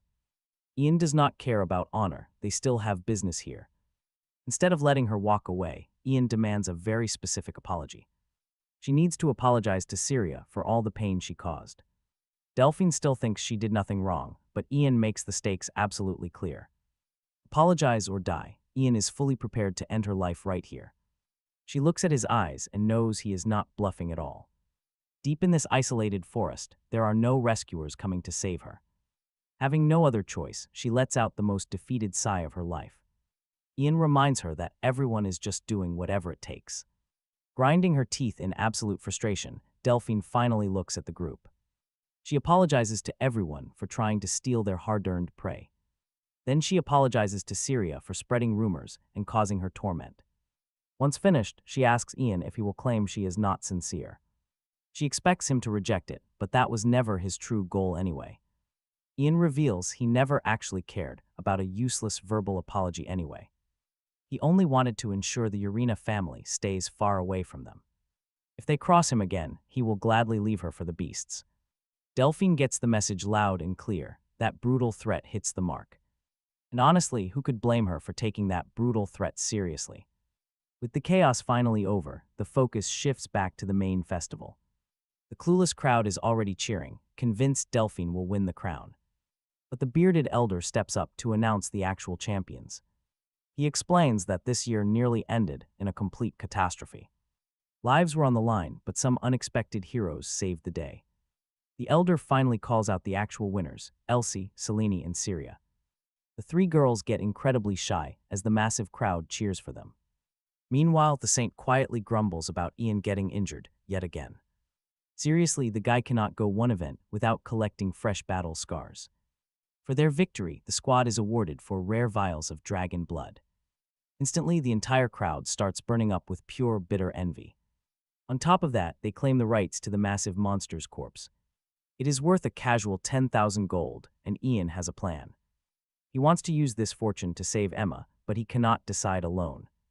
Belongs to the entire squad. Elsie and Syria are already so wealthy that the prize money barely registers. Meanwhile, Selene is completely satisfied with the dragon blood and the win, so they leave the final call to Ian, who summons the saintess and asks if this offering is enough to save Emma. Just then, as fireworks burst across the sky, the saintess gives her blessing, bringing the long-awaited news he has been desperately fighting for. With that, the massive hunting festival officially concludes. The saintess promises that Emma's healing treatment starts first thing the next morning, but she still scolds Ian for pushing past his absolute limits because his battered arm might face permanent damage. He already knows the risks, but honestly, keeping Emma alive makes the pain worth it. Besides, if anyone else had died on his watch, the heavy guilt would have haunted him forever. The saintess admits that seeing him throw himself in harm's way actually makes her a bit envious, though she knows this is just who he is. Deciding to share a small secret, she uses a glowing red orb to completely mend his broken arm. He points out she just wasted an incredibly rare artifact, but she simply smiles and calls it their little secret. Soon, he heads off to the after-party while the saintess stays behind, quietly, sending him her blessings. Meanwhile, the whole squad is drinking far more than they probably should, and Ian cannot help but laugh at his chaotic crew. He casually asks Leto how it feels to sit among the victors. But Leto wants to enjoy this moment. Soon, everyone will be too busy For peaceful gatherings like this, that is fair, so Ian lets it slide. Suddenly, Syria quietly asks to talk in private, so he leads her to a quieter spot, while Selene watches them with intense suspicion. They start by discussing the tournament, and Ian gently tells Syria that she can finally stop carrying so much worry. Her face instantly flushes, red as she stammers that she has something incredibly important to say. Ian bracingly prepares himself for a sudden confession scene, but instead, she simply thanks him for all his help. Talk about a complete bait. Still, seeing her struggle just to say those simple words is actually quite touching. To think only a single month ago they were complete strangers. But now he understands her silent feelings better than anyone. He pulls out a delicate pendant and gently drapes it around her neck, claiming he just happened to find it, not obvious at all, right? The piece is engraved with a sepia flower that will never fade away. He tries to act completely casual, but she is already staring at him like they just reached a happy ending, especially since that flower symbolizes first love. Meanwhile, Selene has been quietly watching the whole thing, wearing a deeply unimpressed face that proves she absolutely hates this. Later on, Leto corners Ian and immediately starts grilling him about why he suddenly slipped away to be alone with a girl. He also points out how the Saintess clearly favors him, instantly pushing the legendary harem route like he is writing the script. Ian quickly flashes a middle finger, telling him to stop daydreaming. Leto keeps teasing him anyway, but Ian just shuts him down entirely. He ignores him, sending the certified yapper straight back to his room. Once Ian finally gets to his room, he starts connecting the dots. Syria is the only possible candidate connected to the Sophia flower right now. He even starts wondering when they are actually going to start dating. With those thoughts floating in his head, he drifts off into another dream. He sees himself in a military tent, getting briefed on the current war. The woman explains that their troops are running out as the enemy grows. Things are only getting worse, with the hostile forces expanding every single day. Even the imperial capital is starting to feel the pressure. Ian points out that both the western and northern fronts are already completely falling apart. But she suddenly stares past him, warning that the defilum is approaching. She believes they cannot hold the line. Suddenly, Ian jolts awake, sweating. Why do these nightmares keep spawning like they have some weekly subscription? He reaches for some water to clear his head, but then he pauses. Yet another mysterious letter is already sitting there, waiting for him. He cannot even wake up in peace without a new letter from his future. Ian immediately starts spiraling because every time one of these letters shows up, the universe decides to drop a whole new disaster right on his head. This one tells him to pick a specific orphanage for their next mission. And to make things crazier, the letter is actually signed by Lucia. This sends Ian into a mini crisis since multiple future girls are writing. He wonders if his future self somehow unlocked an accidental Playboy route. But then he notices his calendar has flipped forward all on its own. This can only mean one thing: he has lost another chunk of his memories. The mystery person who hijacked his body must have drank the dragon blood too. Ian can literally feel that his internal mana pool has more than doubled. That buff is absolutely cracked. He realizes enough time has passed for Emma to finally wake up, so he heads straight for the local church. Along the way, nobody gives him weird looks, which seems like a good sign. He barely finishes that thought before the church door suddenly flies open. A magical attack comes zooming straight at him, completely shattering his peace. Ian barely blocks the blow, though his cheek still catches a small cut. Yurin stares him down, mocking him for going back to being weak again. In that moment, he realizes the trouble definitely has not skipped him.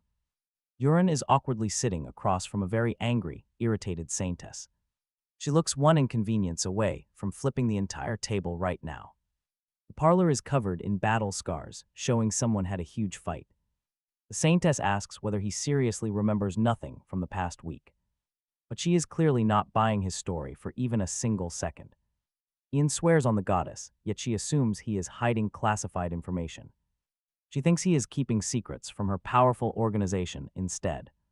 He is completely lost, but she keeps pushing the conversation forward anyway. She brings out a list of struggling orphanages supported by the Holy Nation. Ian has absolutely no clue why he even wanted this information originally. But since the letter instructed him to, he promises to use it. Tess instantly assumes he is gatekeeping secrets from them once again. She gets so frustrated, feeling like any kindness she showed him was completely wasted. She storms out, leaving Ian sitting there completely baffled and wondering what on earth he missed. Urine finally explains that someone possessed Ian during the past week, since his eyes looked completely different and he was way stronger than normal. Ian awkwardly asks if he is the one responsible for trashing the room, but Urine casually reminds him that he apparently does not even remember slashing his shoulder. He really woke up with zero memories. Ian practically begs him to explain everything, so Urine starts telling the story of what happened during that missing week. Urine says he has no clue why Ian and Tess were meeting privately, but by the time he arrived, the vibe was already painfully awkward. Tess apologized that she could not be alone with him due to her position, yet Ian brushed right past that and got straight to business. He demanded information about orphanages in the eastern region that were suffering financially. Tess felt bad, but she refused to hand over the files. Then Ian casually dropped Archbishop Indel's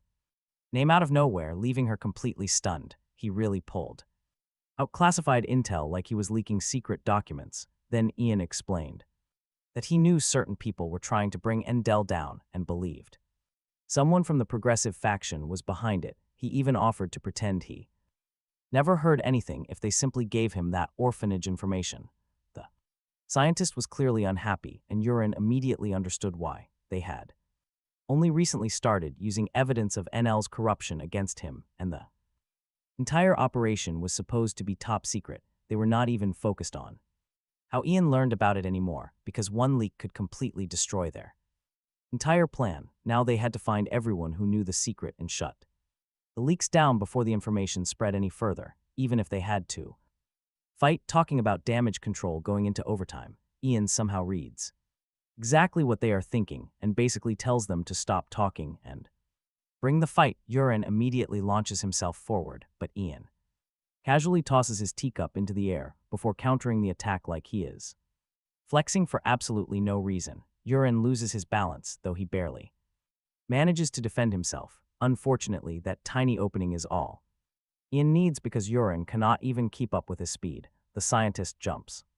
in and buffs Urine with support magic, giving him a huge boost. For one glorious second, Urine thinks he finally has Ian cornered. Then the axe slides right past him, and he confidently assumes he can block the follow-up attack. Nope, total skill issue. His shoulder gets slashed clean open, and he can only stare in disbelief after realizing Ian just hit him with a sword circle technique straight out of the textbooks. Urine is absolutely flabbergasted after seeing the sword circle move, but before he can even process the insane combo, Ian plants his blade straight into his other shoulder, instantly putting him out of the fight. The scientist jumps in next, ready to fight, but Ian keeps weaving every attack like she is swinging in slow motion. Urine quickly realizes Ian does not even flinch after seeing that's the Holy State's secret jujitsu. It basically confirms Ian already knows all their secret techniques. Ian gets tired of playing around, trips her, and slams her down with another crazy move called Moon Reversal.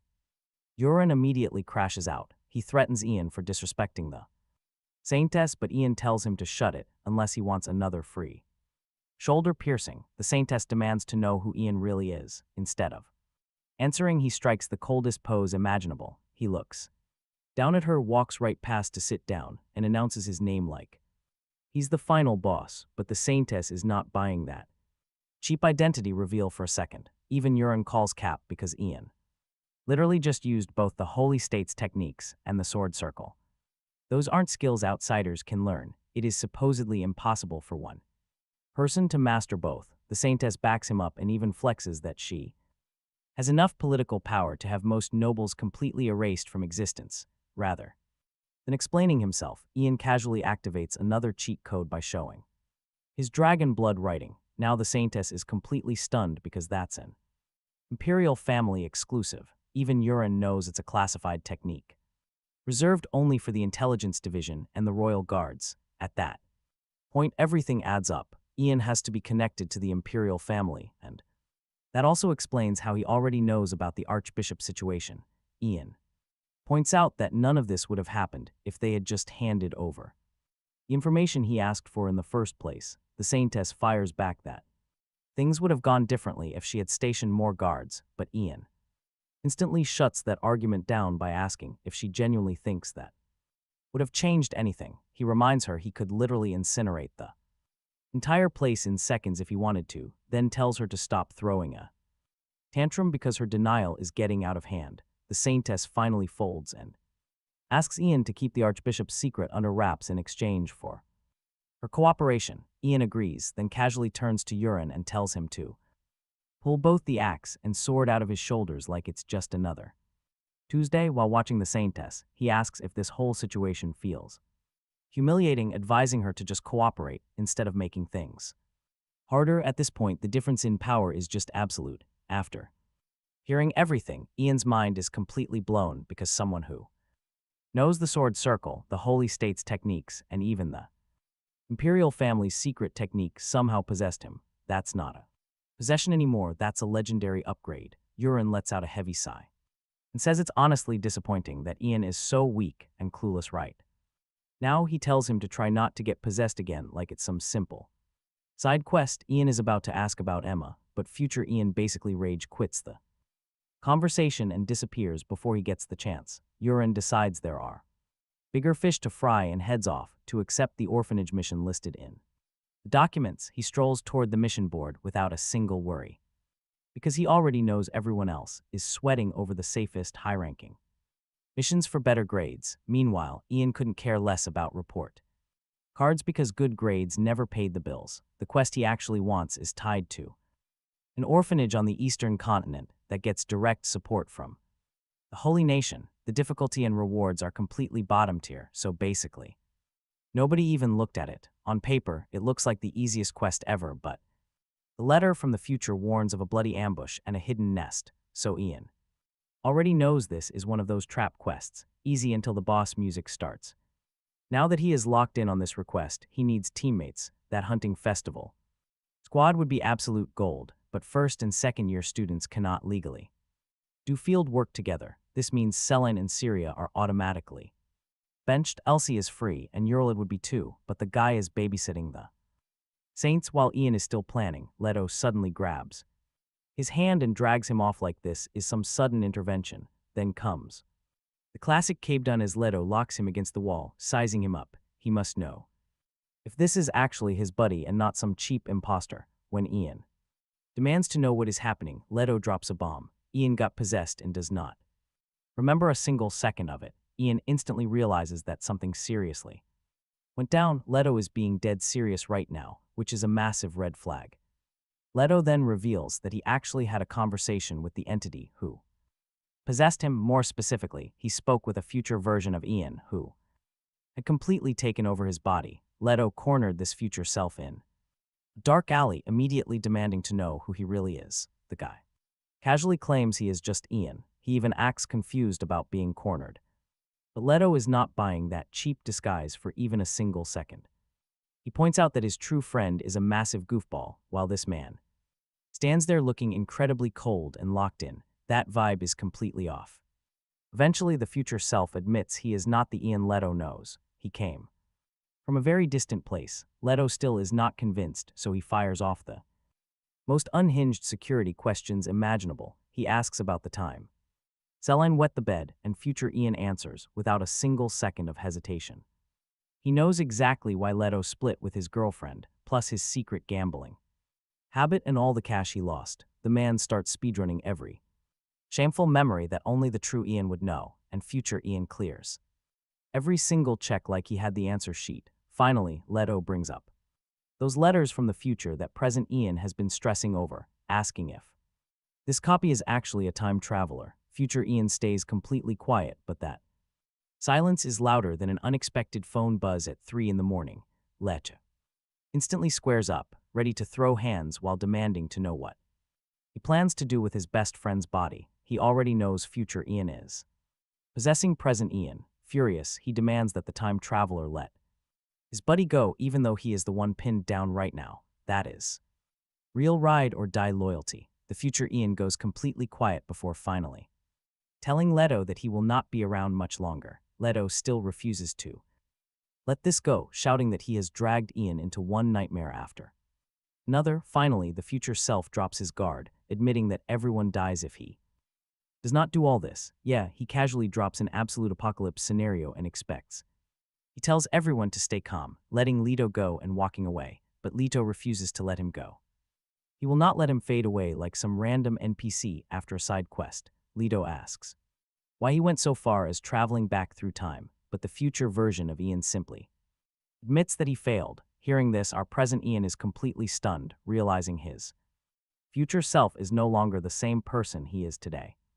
Meanwhile, Leto cannot help roasting his friend. Out of all the insane things that just happened, Ian somehow fixates on the most bizarre detail. Talk about peak Ian behavior.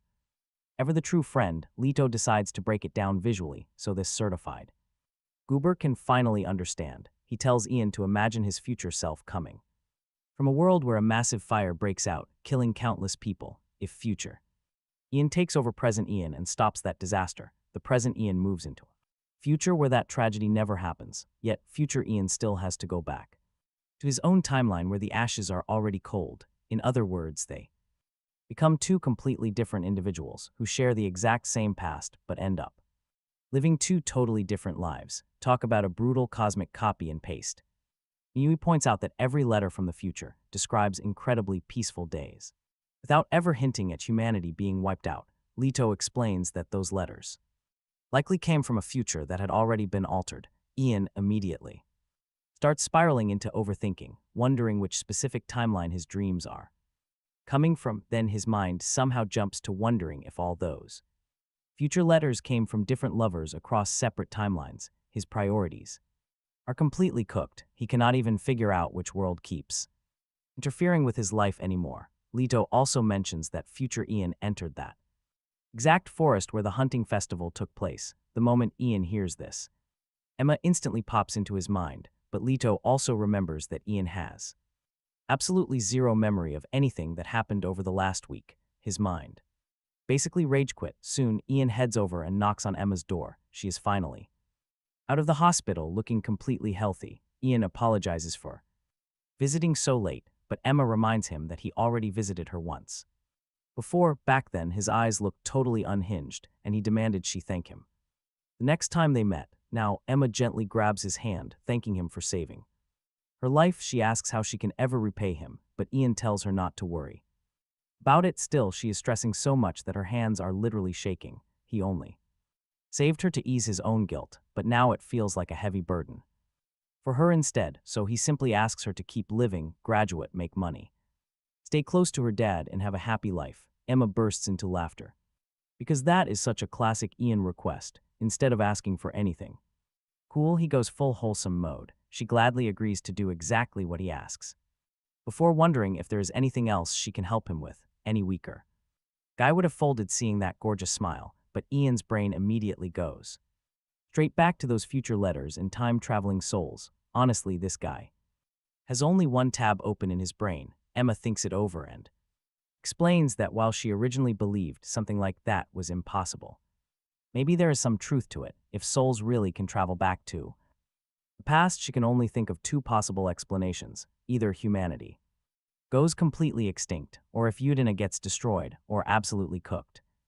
Absolutely cooked. If the entire world goes poof, the god Ares loses all that divine authority. If Udina disappears instead, then everyone else suddenly gets access to that power. That finally makes Ian realize future Ian isn't just yapping. He really comes from a timeline that got absolutely folded. Leto and Emma notice how dead serious Ian is acting and decide to hook him up with supplies. She packs a bag until it's practically built like a massive loot chest. Ian thinks she is overdoing it, but she insists he carries everything just in case. Better safe than caught lacking. Then she drops another bombshell. Not long ago, Delphine was found collapsed in the forest, barely hanging on. Ian instantly remembers Leto saying that future Ian also headed into those woods, and now the puzzle pieces are starting to connect.